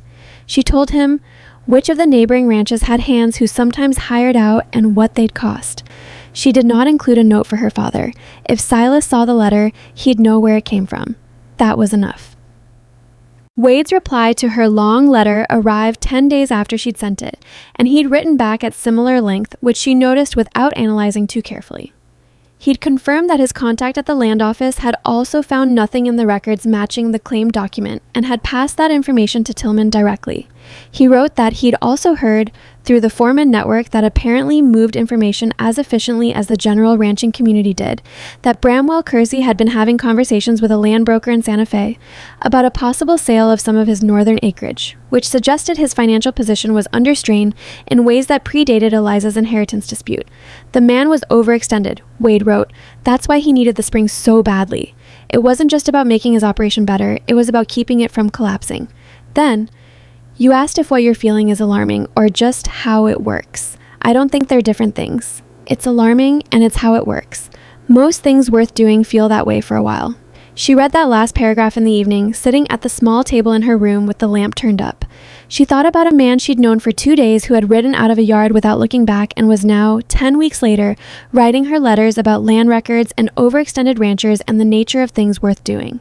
She thought about the particular kind of person who showed up in a stranger's yard because a sound was wrong, who sat in a corner of a lawyer's office for 2 hours and said almost nothing and then told the lawyer she'd got it, who offered a woman a room for the night without making it complicated. She thought about how much she didn't know about him, his history, his family, whatever had made him the kind of man he was. He'd given her almost nothing of that, and she'd given him almost nothing of hers, and yet there was something between the two of them that felt more like knowledge than most things she'd built over years. She didn't know what to do with that yet. She was fairly sure she didn't need to do anything with it yet. Things had a way of moving at their own pace when you stopped trying to force them into shape. She wrote back. She told him about Frank's letter and what she'd done with it. She told him that she'd asked Dorothea Prigg about renting a different room, one that got more morning light because she'd been working in the room with the north-facing window for 2 months and she was tired of starting her days in the dark. She did not write anything about the last paragraph of his letter. That too had its own pace. She sealed the envelope and set it by the door for the morning mail.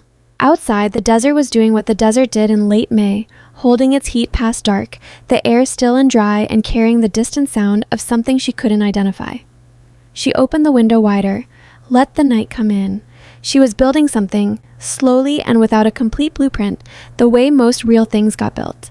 She had land and work and a small circle of people who knew her name and thought of it without the qualifier that had followed it for most of her life, Silas Voss's daughter, the large girl who didn't marry.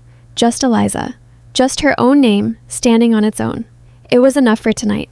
She turned down the lamp and listened to the desert settle around her and thought about morning light through a better window and slept. The new room. Dorothea gave her face east, and the first morning Eliza woke in it, she lay still for a few minutes, just letting the light come through the window and fall across the floor in a way the old room had never allowed. It was a small thing.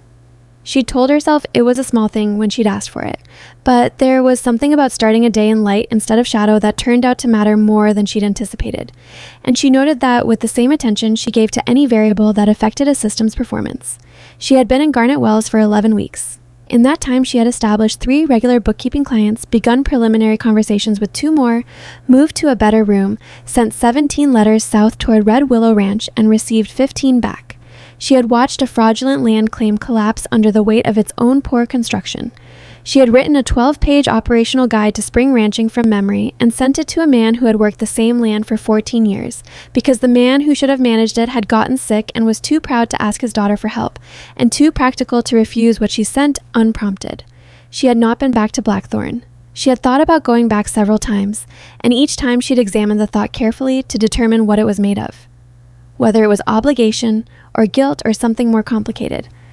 And each time she'd concluded it was mostly the habit of being needed, which was different from actually being needed and different still from choosing to go. She was working on the difference between those things. Frank Delacroix had written back once, briefly, to acknowledge her operational letter. He'd said the branding was finished and the summer feed contracts were signed at the prices she'd recommended. He'd said Silas was improving. He hadn't said anything beyond that, and Eliza hadn't expected him to.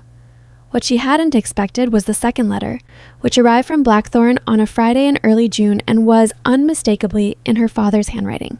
She recognized it before she opened it, the particular heavy slant of the capitals, the way he never quite finished the tail on his lowercase g. She'd read his handwriting on documents and contracts and ledger notes her whole life.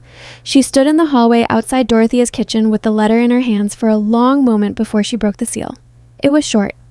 Silas Voss was not a man who elaborated. He wrote that the chest infection had cost him a significant portion of the spring and that the operational information she'd sent to Frank had been useful, which was the closest he was going to come to saying thank you, and she understood that. He wrote that he had spoken with Sheriff Creed regarding Bramwell Kersey's activities, and that he had provided the sheriff with information. He didn't specify what information, that he believed would be relevant to the investigation. He wrote, I was not aware of what Kersey intended. I want to be clear on that point. She read that sentence 3 times. He was not confessing to anything. He was not apologizing.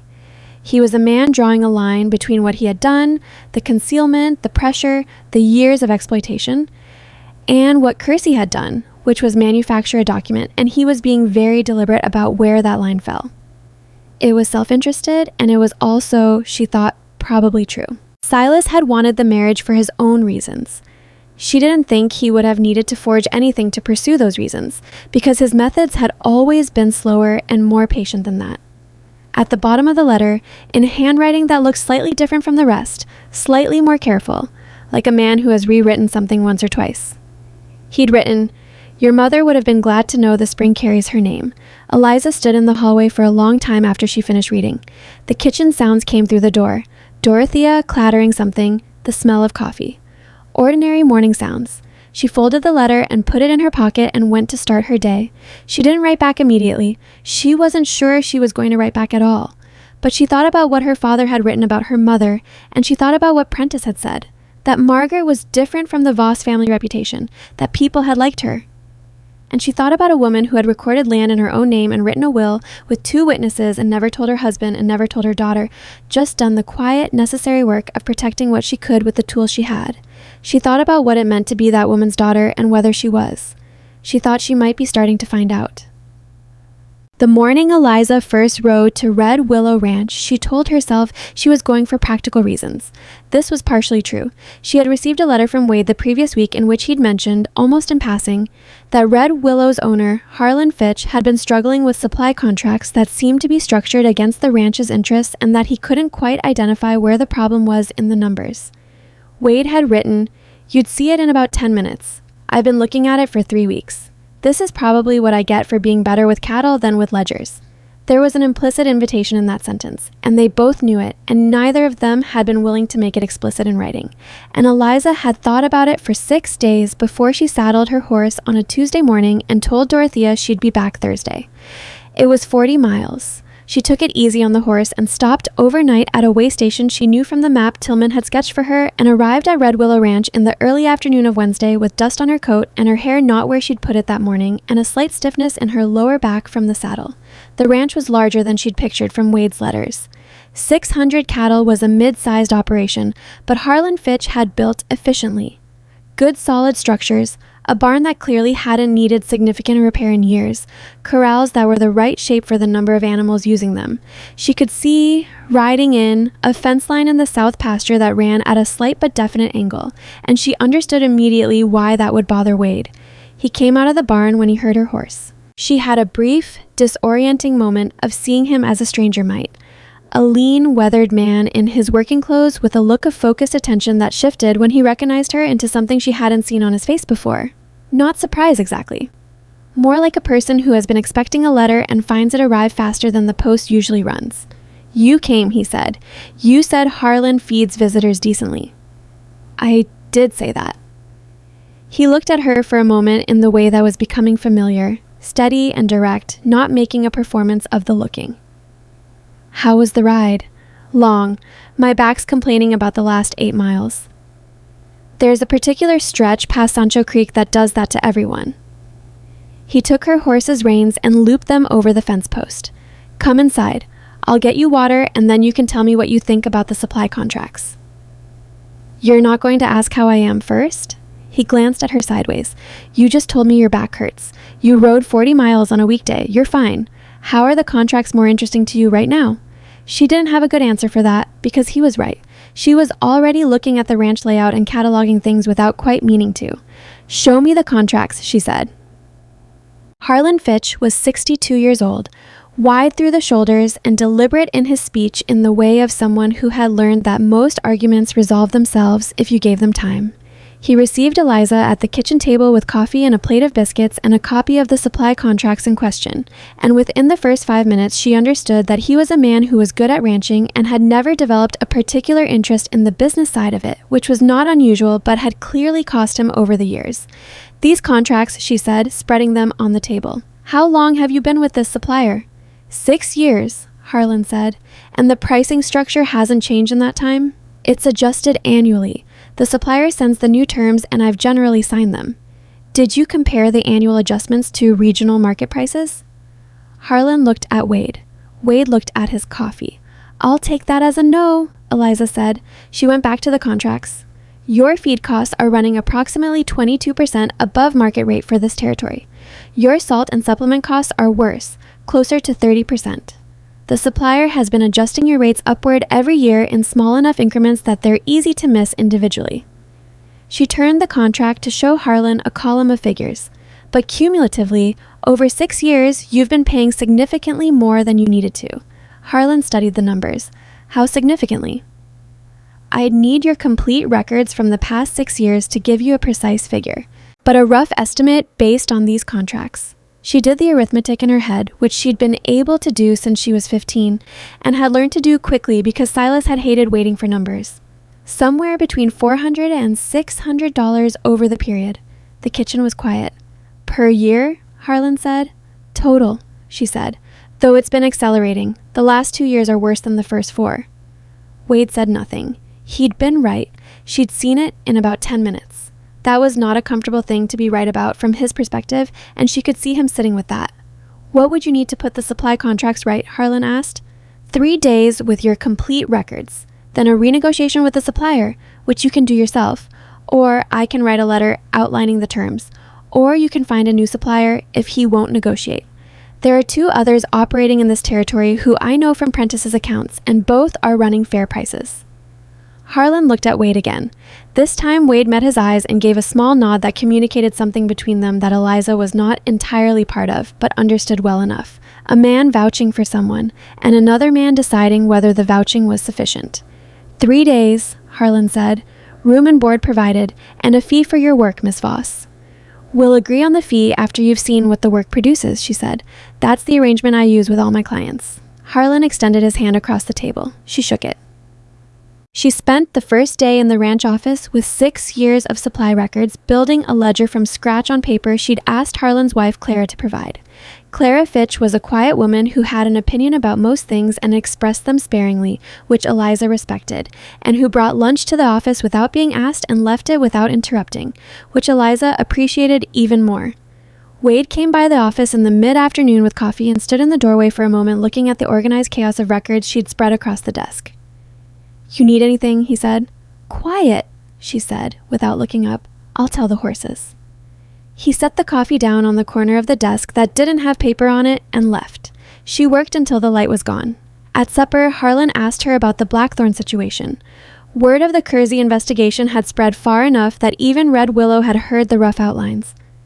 And she told him what she knew, which was that Sheriff Creed had filed a report with the Territorial Attorney General and that Bramwell had retained a lawyer in Santa Fe. She told him about her father's letter, briefly, without elaborating on what it had cost her to read it. Kersey does business with 2 ranches I know of, Harlan said.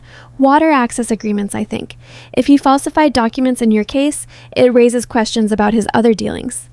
That's what the Attorney General is looking at, she said. I don't know the details. Well, Harlan set down his fork. He picked the wrong woman to cross, is all I'll say. Eliza looked at him and then at Wade, who was eating with the focused attention of someone who has decided not to have a reaction to the current conversation. His ears, she had noticed, had gone slightly red. She turned back to her supper. The second evening, after Harlan and Clara had gone in, Eliza and Wade sat on the porch steps with coffee going cold in their hands and the desert doing its late June thing. That brief, soft window between the punishing heat of the day and the chill that came later, when the air was just right and the sky was the particular dark blue that happened before full dark.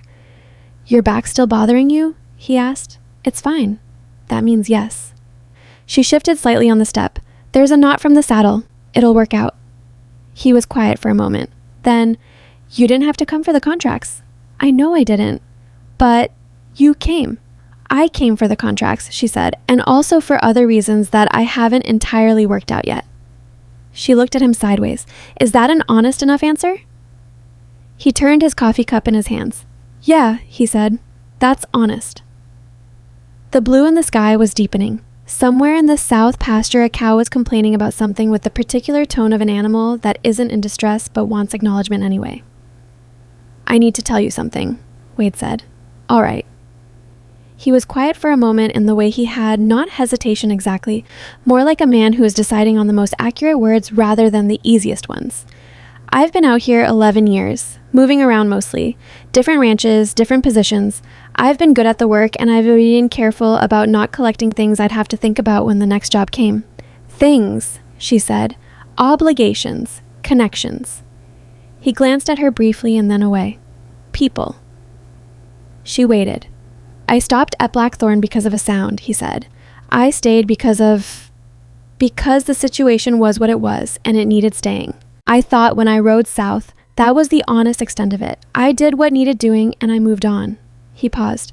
But I've been writing you letters for 11 weeks. I've noticed that, and thinking about the letters in between writing them. I've noticed that too, she said, in the sense that I've been doing the same thing. He looked at her directly. I don't know what I'm offering you. I've got a foreman position at a decent ranch and a room in the bunkhouse, and enough money saved that it's not nothing, but it's not much either. I'm not a man who has a lot of clean edges. I'm a woman who spent 8 years making herself invisible to survive a situation she didn't choose, she said.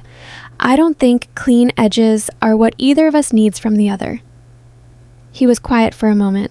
Then, what do you need?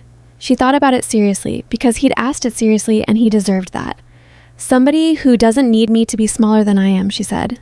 That's the main thing. Every relationship I've ever had, the price of being in it was making myself smaller. The price of my father's approval was never knowing more than he did in any given room. The price of Bramwell's proposal was becoming an appendage to someone else's plan. She looked at the darkening desert. I don't want to pay that price again. I'm not asking you to, he said. I know you're not. She looked at him. That's why I rode 40 miles.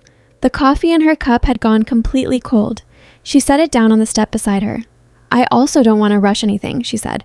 I've been free for 11 weeks, Wade. Genuinely free for the first time in my adult life. I don't want to trade one kind of dependence for another kind, even a kind that looks better from the outside. That's fair. I'm not saying no to anything. I'm saying slowly. Slowly is fine, he said. I've been moving around for 11 years. I know how to be patient. She nodded. The desert settled around them. The cow in the south pasture had resolved whatever complaint it had, and the night was beginning to take over the sky in earnest, the stars coming out in the way they did this far from any town. The fence in the south pasture, she said, after a while. He made a sound that was almost a laugh. What about it? It runs at an angle that makes no practical sense. You mentioned it in your first letter. I did. Have you started fixing it? Not yet. I've been prioritizing. He paused. It bothers me every time I look at it. I could see that from the road when I rode in, she said. I understood immediately. He looked at her. You looked at the fence line when you were riding in. I noticed things about how land is managed. I can't help it. I know, he said. I like that about you. She didn't answer that, but she didn't move away from it either. They sat on the porch steps while the night finished arriving, and the silence between them was the comfortable kind. Not empty, not waiting for something, just two people who had found a way to be in the same space without either of them having to manage the other. The third day produced a complete 6-year analysis of Red Willow's supply costs, a renegotiation letter to the current supplier with specific demands and a timeline for response, and a set of records organized into the system Eliza used for all her clients. Clean, consistent, legible by anyone with basic arithmetic. She handed it to Harlan at the kitchen table and walked him through it in 40 minutes. Harlan read it carefully. He asked 4 questions, all of them good ones. He looked at the letter to the supplier and nodded once. The fee, he said. They negotiated for about 5 minutes. She'd done enough of this now to know her own value without apologizing for it, and Harlan Fitch turned out to be the kind of man who respected a person who knew their worth and said so plainly. They agreed on a figure for the current work and a monthly retainer for ongoing maintenance. Wade said you were good, Harlan told her when it was done. Did he? He said you'd see what he'd been missing in about 10 minutes. He was off by 4 minutes, apparently. Harlan's expression didn't change, but his eyes moved with something that might have been amusement. He also said you were the most stubborn person he'd ever watched stand in a yard. He said that? He said it like it was a compliment. She thought about standing in the Blackthorn yard with her bruised face and her hands folded, saying no to a man twice her age and twice her social standing while her father watched. She thought about whether stubborn was the right word for it and decided it was close enough. It probably was a compliment, she said, coming from him. She packed her saddlebag on Thursday morning and said goodbye to Clara, who pressed a small jar of preserved plums into her hands and said, "For the road," in the way that meant something else entirely. She thanked Harlan, who shook her hand and said he'd be in touch through Tillman's office about the next month's records. Wade walked her horse out to the road. They stood at the edge of the Red Willow property in the early morning sun, both of them knowing she had 40 miles to ride and not moving toward the starting of it. "Slowly," he said. "Slowly," she confirmed, but actually not as a way of saying no. She looked at him. He had the particular expression of a man who is trying to be practical about something he is not entirely comfortable feeling, which she recognized because she'd seen it in her own mirror often enough in the past few weeks. "Not as a way of saying no," she said, "as a way of saying yes, carefully." He nodded. He handed her the reins. She mounted, which was easier than it had been 3 days ago. The back knot had mostly worked out. She settled in the saddle and looked down at him. "The fence in the south pasture," she said. "What about it?" "Fix it before winter. It's going to cause you trouble with the cattle flow if you don't." "I know that," he said. "I was going to fix it." "I know you were." She turned her horse toward the road. "Write me when you do." She rode north toward Garnet Wells with the sun climbing behind her and the desert opening up in the way it did in the early morning. Vast and dry and indifferent, and also, in a way she'd come to understand only recently, available. The desert didn't care who you were when you started crossing it. It only cared whether you kept moving. She kept moving?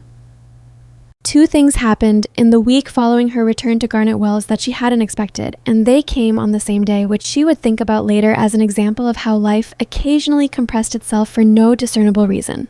The first was a letter from the Territorial Attorney General's office, forwarded through Tillman, informing her that Bramwell Kersey had been formally charged with fraud in connection with the attempted falsification of land transfer records. The charge carried serious consequences under territorial law. The letter was formal and dry and told her nothing about what had actually happened in the days leading up to the charges. But Tillman appeared at the boarding house within an hour of her receiving it to fill in the details. Bramwell had, apparently, made the decision to cooperate with the investigation in exchange for consideration on the charges. His cooperation had included naming the man who had introduced him to the fraudulent notary network and who had, in a separate investigation, been connected to land fraud schemes in 2 other territories. The scheme was larger than Eliza's case. Her situation had been one piece of a pattern of manufactured documents designed to challenge legitimate land claims throughout the region. "Your claim was an opportunity of convenience," Tillman said. "You had legitimate title to valuable water access, you were relatively isolated, and Kersey believed you lacked the resources or connections to fight effectively." "He was wrong," Eliza said, "considerably." Tillman permitted himself a brief, dry smile. He may face reduced charges in exchange for his cooperation, but his reputation in this territory is finished. No one will do business with a man whose name appears in a fraud investigation of this scope. Eliza sat with that. She didn't feel triumphant. She felt something more like tired, the particular tiredness of a long effort reaching its conclusion. "And my father?" "Your father's testimony to Sheriff Creed, whatever he provided, appears to have been consistent with Kersey's account. There's no indication your father was aware of the specific fraudulent document.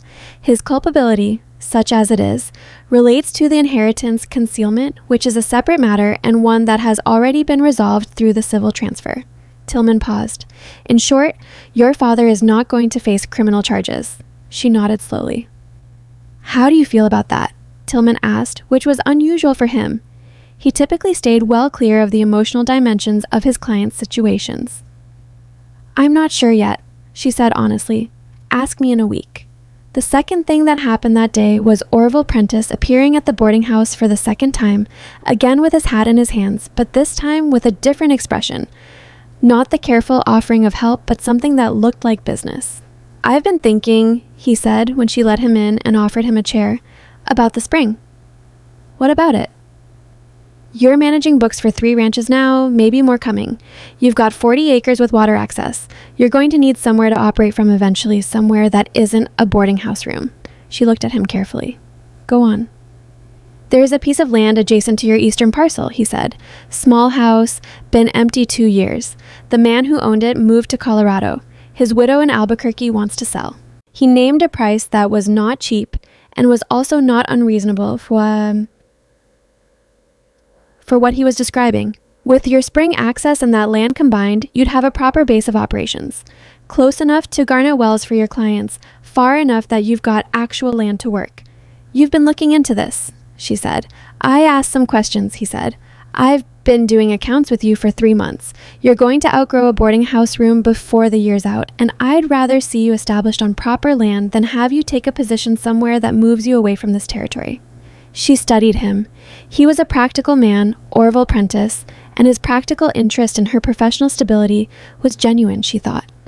But there was also something underneath it that looked like the investment a person makes in a place. The desire to see the community around him be a certain kind of thing, populated by a certain kind of person. I need to see the property, she said. I figured, he said. Saturday? She thought about what she had in the bank, the $300 from her mother, the fees from 11 weeks of work, the retainer from Red Willow. She thought about what the land adjacent to her spring would mean for her position, not just practically, but structurally. She thought about Wade's comment about not collecting things you'd have to think about when the next job came, and she thought about what it meant that she wanted to collect exactly that. Saturday, she said. Prentice nodded and stood and put his hat back on his head. At the door, he paused. You know what people say about you in town? I can imagine. Probably you can't entirely. He looked at her. They say Silas Voss's daughter turned out to be the most capable person in the family and nobody noticed because she was too busy keeping the whole thing from falling apart. He opened the door. They say it like it's interesting news. I think it's just obvious. He left. Eliza sat in her chair for a moment in the particular quiet that follows a statement that lands exactly where it needs to. Then she got up and went to write Wade a letter. She told him about the Attorney General, about Bramwell's cooperation, about the charges. She told him about Prentice and the land adjacent to her eastern parcel. She told him she was going to look at it Saturday and that she thought she was going to buy it, which was a significant thing to write down. More significant than even the Attorney General news, because it meant she was planting herself in this territory in a way that would last past any single legal resolution or business arrangement. She told him she'd been thinking about the porch steps at Red Willow in the evening. She didn't elaborate on that. She thought he'd understand it. She sealed the letter, set it by the door for the morning mail, and went to have supper with Dorothea, who had opinions about the property adjacent to Hale Spring and was going to share them whether Eliza asked or not, which was one of the things she'd come to genuinely appreciate about the woman.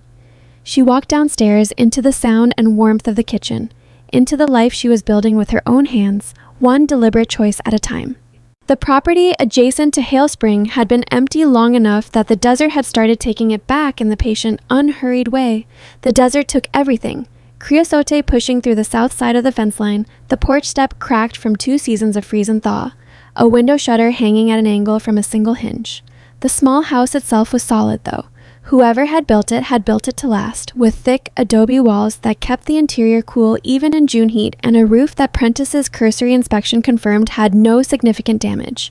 Eliza walked through it twice on that Saturday morning. The first time she walked through looking at what was wrong. The cracked step, the shutter, a section of interior plaster that had come away from the wall near the kitchen window, a stone floor that needed cleaning badly enough that the original color wasn't entirely clear. The second time she walked through looking at what was right. The thickness of those walls, the placement of the windows, the way the kitchen faced north and would stay workable even in summer heat, the storage room off the back that was exactly the right size for the kind of records she was accumulating. Prentice waited on the porch and didn't follow her in, which she appreciated. When she came out the second time, she stood on the cracked porch step and looked east toward where Hale Spring sat on the far edge of her 40 acres and thought about her mother recording that land in her own name before she was even married, doing the quiet work of protection in the only way available to her. What's the widow asking? Eliza said. Prentice told her. She made a counteroffer. He said he'd communicate it. She wrote it back to Garnet Wells and went over her figures that evening with the same care she applied to client accounts, and what she found was that she could do it. Not easily, not without leaving herself thin for a few months, but she could do it without debt, which mattered to her in a way she couldn't entirely explain except that she'd spent enough of her life operating inside someone else's financial control to feel the importance of her own very clearly. The widow in Albuquerque accepted the counteroffer by letter 12 days later. Eliza signed the purchase documents in Tillman's office on a Tuesday afternoon and sat for a moment afterward looking at another piece of paper with her name on it in the county clerk's block letters. It was becoming a pattern she didn't object to. You've had a productive summer, Miss Voss, Tillman said. It's been efficient, she said, which was the closest she usually came to agreeing when someone complimented her. Wade came north in August. He'd written ahead, 3 weeks' notice, which she appreciated because it gave her time to get the house in reasonable order before he saw it. Not that she was concerned about his opinion of the house exactly. She was concerned in the way any person is when they've put significant work into something and want the person they're showing it to see what it actually is rather than what it was. She'd done most of the repairs herself, with help from a carpenter in Garnet Wells for the roof inspection and the structural things. The plaster wall she'd replastered herself after watching the carpenter demonstrate the technique once, which he'd found amusing and had said so, and which she'd ignored. The floor turned out to be a warm reddish-brown stone under the accumulated dirt, and she'd spent 2 full days cleaning it, which was 2 days she should have spent on Caulfield's quarterly accounts and had made up on the evenings following. The shutter she'd fixed last. She'd left it for last partly because it was the smallest thing, and partly, she suspected, because there was something about fixing the last visible damage that felt like a declaration she wasn't ready to make until she was sure she was staying. She was sure she was staying. She fixed the shutter. Wade rode in on a Thursday in the first week of August with his travel bag and a look that took in the property the same way she had, the practical sweep of someone assessing a situation honestly, not performing a reaction for the benefit of the person watching. He looked at the house, the fence line she'd had repaired on the south side, the kitchen garden she'd started in the space behind the house where the soil turned out to be better than she'd expected. "You've been busy," he said. "I had a lot to do." He dismounted. He looked at the garden specifically. "Tomatoes?" "And squash. The squash is doing better than the tomatoes. The soil's right for it." He crouched down at the edge of the garden bed and looked at the plants with the attention of someone who has spent enough time watching animals and land to understand growing things. "These'll make it," he said. "I know they will." She'd figured that out 3 weeks ago. He stood and looked at her, and there was a moment. One of those moments that happen between people who have been corresponding for months from a distance and are suddenly occupying the same physical space, where both of them were recalibrating. Letters were one thing. You could compose a letter. You could write a sentence 4 times until it said exactly what you meant and nothing more. Standing in a yard with a person in the August heat was another thing entirely. "The house looks good," he said. "It needs work still," she said, "but it's livable." "Can I see it?" She showed him through. He was quiet in the way he was always quiet, not uncomfortable, just taking things in. He looked at the storage room and nodded. He looked at the kitchen window and the north-facing aspect and said, "Smart," in a tone that meant he was noting the design choice rather than complimenting her specifically. He looked at the replastered wall and ran his hand across it once. "You did this yourself," he said. "The carpenter showed me how." He looked at her. "You watched someone do it once and then did it yourself. It's not complicated once you understand what you're trying to accomplish."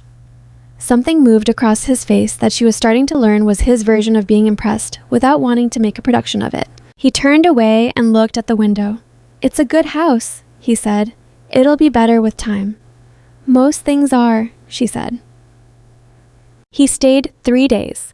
On the first evening, they sat on the repaired porch step. She'd replaced the cracked stone with a flat piece of sandstone from the eastern parcel, which matched the rest of the porch better than anything she could have bought. And he told her about Red Willow. The supply renegotiation had worked. The supplier had agreed to revise terms rather than lose the contract, and Harlan was running his costs closer to what they should have been. The south pasture fence had been fixed in July, which she'd known from his letter, but was glad to hear confirmed in person. He told her about an incident in June where 2 of the ranch hands had gotten into a fight serious enough that one of them had to be let go, and about the difficulty of managing a bunkhouse when one person had decided a grudge was worth maintaining past the point of usefulness. He said it with the mild frustration of someone who had dealt with it practically and still found it faintly absurd. "What did you do?" she asked.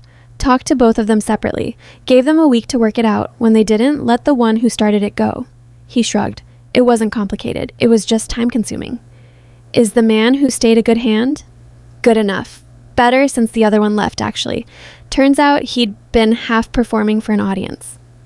She thought about that. People do that. More than they realize. She'd brought coffee out to the porch and they drank it while the light went through its late afternoon changes, the desert doing that thing it did in August where the heat of the day released slowly and the air became briefly, almost apologetically pleasant. "I've been thinking," Wade said, "about next year." She waited. "Harlan's talking about expanding the herd, which means expanding the operation, which means more management, more supply negotiation, more record keeping." He turned his coffee cup in his hands. He mentioned your name as someone to hire, as someone to partner with in terms of the operational side, not the land. Harlan's not selling, but the management structure. He paused. It would mean more regular trips south, or, he stopped. Or, she said. He looked at her directly. Or a different arrangement entirely, one that doesn't involve either of us riding 40 miles to have a conversation. The porch was quiet. The desert was settling into evening around them, and the kitchen garden behind the house smelled like warm earth and green things. That's not a small thing to say, she said. I know it isn't. We've spent 3 days together in person, she said. 3 days here and 3 days at Red Willow. And about 4 months of letters, he said, which I don't think count for nothing. They don't count for nothing, she said, but they're not the same as... She stopped. She tried to find the honest version of what she meant. I know who you are in a letter. I'm still learning who you are in a room. That's fair, he said. I'm still learning that too. She looked at him. He had the particular stillness she'd come to associate with him, the quality of a man who had spent a long time in open spaces and had let that teach him something about waiting. He wasn't pushing, he was just being clear, which was different, and she appreciated the difference. Ask me again in the spring, she said. Not because I'm uncertain, because I want to do this right. He nodded. Spring, he said. They sat on the porch until the last of the light was gone, and the conversation moved to other things. The tomatoes, the Caulfield quarterly accounts she was behind on, a problem with Red Willow's winter feed planning she'd been thinking about since he'd mentioned it in a letter 6 weeks ago. Practical things. Real things. The best conversations she'd had in her life, she was finding, tended to mix the large and the small in exactly this way, the significant and the ordinary, woven together until you couldn't always tell which was which. Silas Voss appeared at her property on a Sunday morning in late September, which was the last thing she had expected. She was in the kitchen garden pulling the last of the squash before the first frost came, and she heard hoofbeats on the road and looked up and saw her father riding at the pace of a man who has made a decision and is not giving himself time to reconsider it. He looked older than she'd seen him in April. The chest infection had taken something permanent from him, or maybe what she was seeing was just Silas without the armor of complete control over everything around him, which amounted to the same kind of diminishment. He dismounted at the fence. He didn't open the gate immediately. Eliza, he said. Father. She stayed where she was, in the garden, with dirt on her hands and the last of the squash in a basket beside her. She wasn't going to perform a welcome she didn't feel, but she wasn't going to be cold either, because cold would be its own kind of pretending. He opened the gate. He came in and stood at the edge of the garden, and he looked at the house and the fence line and the kitchen garden with the involuntary assessment of a ranching man who cannot help evaluating land and what's being done with it. You've put work into this, he said. I have. He was quiet for a moment. He looked at her hands, the dirt, the calluses that had been there for years and that he'd never particularly noticed before because they'd been in service of his operation. Frank sends his regards, he said. He says the spring branding report you sent was more useful than anything he'd had in years. Frank knows what he's doing, she said. He just needed someone to organize it for him. Silas nodded slowly. I came to tell you something, he said. I've been trying to find the right way to say it for a while now. He paused. He was a man who was not accustomed to not having the right words ready, and the difficulty of it showed in the set of his jaw. What I did with your mother's will, the concealment, the land, I told myself it was about the ranch, about protection. He looked at the squash basket, not at her. I've spent some months since your attorney got involved thinking about whether that was true. And? She said.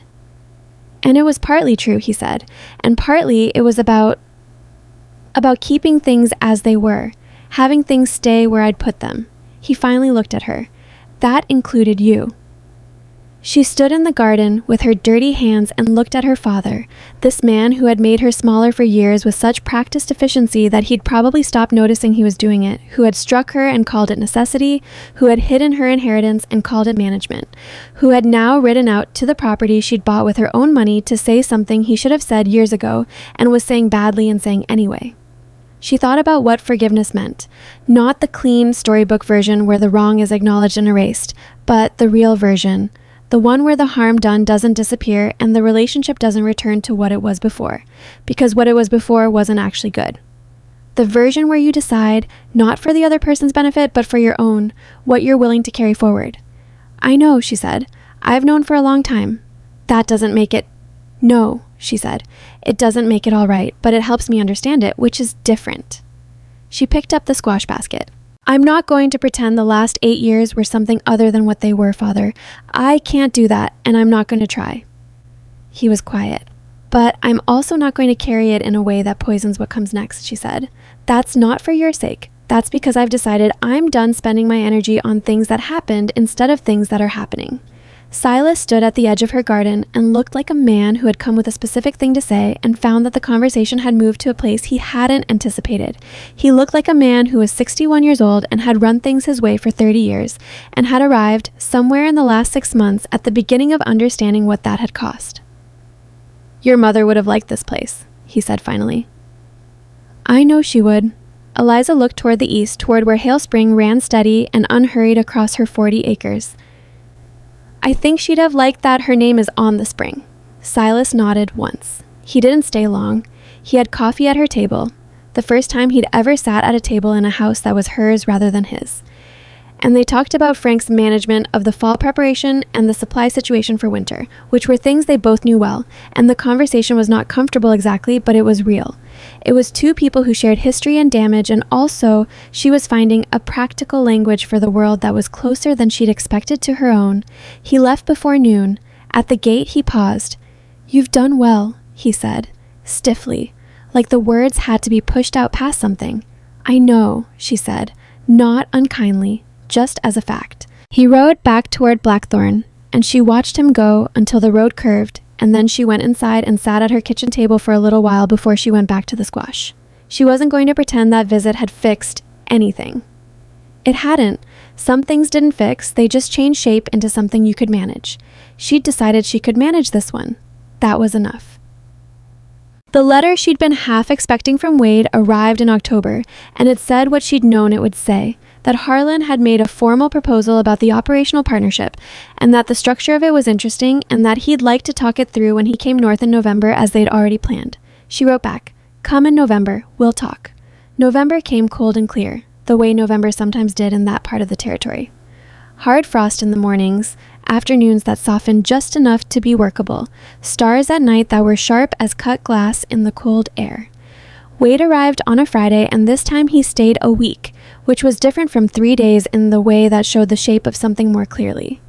She found out things she hadn't known from letters. He was a poor sleeper. She could tell from the way he was already on the porch with coffee before she came out in the mornings, and he admitted, when she asked directly, that he hadn't slept past 5 in the morning in years. He had a habit of fixing things he noticed without being asked. The gate latch that had been sticking since September was repaired by the second morning, and she hadn't mentioned it to him.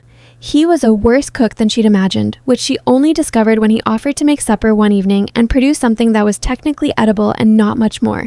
And he received her assessment of this without argument because he clearly already knew. She found out he'd been married once, briefly, at 22, and that it had ended badly and quietly, and he'd spent a long time afterward telling himself it was because he moved around too much and not examining whether that was the cause or the result. He told her this on the third evening, without much preamble, in the way of someone paying a debt they've been meaning to pay. What was she like? Eliza asked. Practical, he said. Smart. She wanted a settled life, and I wasn't offering that. He looked at his hands. I told myself she'd been wrong about what she wanted. Eventually, I understood she'd been exactly right about what she wanted, and it just hadn't been me. That's an honest assessment. It took about 8 years to get there, he said. I'm not claiming it was quick. She thought about honesty and how long it sometimes took to arrive at the accurate version of a thing you'd been telling yourself wrong for years. She thought about her own versions. The years of telling herself that her father's picture of her was realistic rather than constructed, that her size and her situation were facts about her worth rather than facts about her circumstances. I think, she said carefully, that the time it takes to get to an honest assessment doesn't disqualify the assessment. He looked at her. You got there, she said. That's the part that counts. They had the conversation about the partnership on the 5th day, sitting at her kitchen table with the Harlan Fitch proposal in writing between them and her own notes alongside it. She'd been thinking about it since his October letter, running the numbers, considering the structure. The financial terms are reasonable, she said. The operational scope is actually better than what I have now. More complex, more to manage. I'd need to be at Red Willow more regularly. That was the idea, he said. She looked at the papers. and you've been at Red Willow for 8 months. It's a good situation for you. Harlan's fair, the work is what you're good at, the operation is financially sound now that the supply contracts are fixed. Yes. So the question is, what changes? She said. The question, he said, is what we want to change.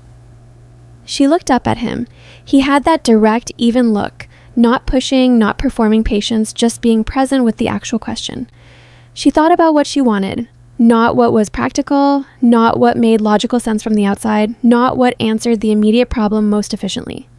What she actually wanted, which was something she was still learning to ask herself without the reflex of making the answer smaller than it was. I want to stay on this land, she said. This is my place. The spring is mine. This house is mine. I built something here. I'm not leaving it. I know that, he said. I've known that since August. But I want... She stopped. She started again.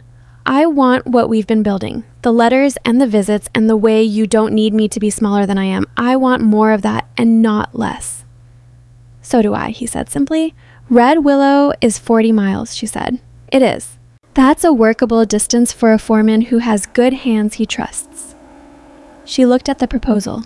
Harlan's operation doesn't need you there every day if you've built the systems right, which you have. I have, he agreed, and my clients are here and my land is here, and I'm not moving. She met his eyes. But you could. The kitchen was quiet. Outside, the November wind moved against the adobe walls without getting through them. I've been thinking the same thing, he said. I didn't want to say it before you did. Because you didn't want me to feel pressured. Yes. She looked at him. This man who had stopped in a stranger's yard because a sound was wrong, who had sat in a corner of a lawyer's office and said almost nothing and then told a lawyer she'd got it, who had waited and written and come back and waited some more without once making the waiting into a demand. I asked you to ask me again in the spring, she said. You did. It's November, she said. It is. She reached across the table and put her hand over his. Ask me now, she said. He turned his hand over under hers and held it. Will you marry me? He said. Not with ceremony or performance. Just the words, said plainly by a man who meant them plainly. Yes, she said. The same way. Plain, certain, without the weight of debt or rescue or gratitude.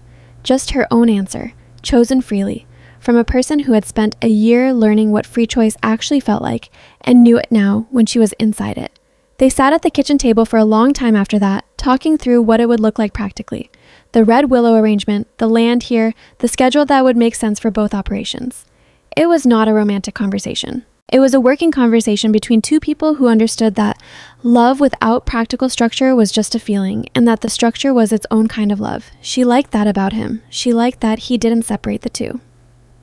They married in March, at a small gathering in Garnet Wells that Dorothea Prigg organized with characteristic efficiency and refused to accept any credit for. Orville Prentice was there, and Sadie Greer, and Harlan and Clara Fitch, who had made the 40-mile trip, and Horace Tillman, who had declined to give a speech and then given a brief one anyway that was, in Eliza's assessment, the most genuinely warm thing she'd ever heard him say. Frank Delacroix came from Blackthorn. Silas did not, which Eliza had expected and had made her peace with. Frank brought a note from Silas, a short one, in that heavy slanted handwriting, that said only, Your mother's spring is in good hands. She folded it and kept it. The territory was warm enough by March that the afternoon was comfortable, and they stood outside with people who had become, without her entirely planning it, the community she belonged to. Not because of who her father was, or what her land was worth, or whether she was the right size to be considered marriageable, but because she'd shown up and worked and been honest and stayed. Wade held her hand the way he'd held it at the Blackthorn yard, not possessively, not performatively. Just a hand in a hand, which meant exactly what it meant and nothing it didn't. In the years that followed, the story of Eliza Carver became one of those stories a territory tells about itself, not because it was dramatic, though parts of it had been, but because it was true in a way that people recognized. She ran her bookkeeping operation from the house adjacent to Hale Spring and took on clients throughout the region. She expanded the kitchen garden into a proper kitchen garden and then into a small orchard. She helped Sadie Greer renegotiate a wool contract that had been quietly extracting money from her operation for 4 years. She trained 2 younger women in the territory in basic account management, not because anyone asked her to, but because she remembered what it had felt like to have knowledge and know where to put it. Wade divided his time between Red Willow and home, which was the word both of them used without discussion. Not Eliza's property or the house by the spring, just home. He fixed things he noticed without being asked, which remained a habit. He slept poorly, which remained a fact. He learned to make approximately 4 dishes that were reliably edible, which Eliza counted as genuine progress. Bramwell Kersey's fraud charges resulted in a settlement that included the surrender of his grazing licenses in the Northern Territory. He sold his ranch and moved east, and the territory's ranching community closed over his absence the way water closes over a stone, completely, without ceremony. Silas Voss ran Blackthorn for 3 more years, with Frank Delacroix managing more and more of the actual operations, until a second illness in the winter of 1885 made the work impossible. He sold the ranch to a neighbor at a fair price and retired to a small house in the nearest town, where he lived quietly and sent Eliza a letter every few months that was never exactly an apology and never needed to be, because what it was instead was contact. The stubborn, imperfect maintenance of a connection that had no clean resolution and didn't require one. She wrote back. Not always, not immediately, but she wrote back. One evening in the late summer of 1885, Eliza stood beside the corral at the property's eastern edge, watching the last of the day's light come off the desert. She was 37 years old. Her hands had dirt on them from the garden, and she had a column of Caulfield's figures she needed to review before morning and supper still to make, and she was standing doing nothing for a few minutes because she'd learned, slowly and with some resistance, that standing still and doing nothing for a few minutes was not waste. Wade came out of the barn and saw her there and came to stand beside her. He slipped his hand into hers. They stood together in the last of the light, and the desert was quiet around them, and Hale Spring ran steadily on the far side of the eastern 40, as it had run for as long as anyone could remember. She thought about what she knew now that she hadn't known at 24. Not just the practical things, the land, the law, the way a county record could be the most important document a person ever holds, but the other things, the ones that were harder to put in a ledger. She knew that being free wasn't a destination you arrived at and then stayed. It was something you chose, repeatedly, in small daily decisions. The decision not to make yourself smaller, the decision to call a thing what it was, the decision to say yes slowly and mean it completely rather than say it quickly and mean it almost. She knew that the people who told you what you deserved were usually the people who benefited from you believing it, and that the moment you stopped believing it was frequently the most dangerous and most necessary moment of your life. She knew that love, real love, was not a rescue. It was not being taken from one place and carried to another. It was 2 people building something together that neither of them could have built alone, and neither of them owning it, and both of them choosing it every morning. She knew that her mother had known all of this too, and had done what she could with it, and that the spring carrying her name was not a small legacy. It was the kind that lasted. The light went off the desert slowly, the way it always did out here, reluctant, drawn out, unwilling to give up the day all at once. She watched it go. "You're thinking," Wade said. "I'm always thinking. What about this time?"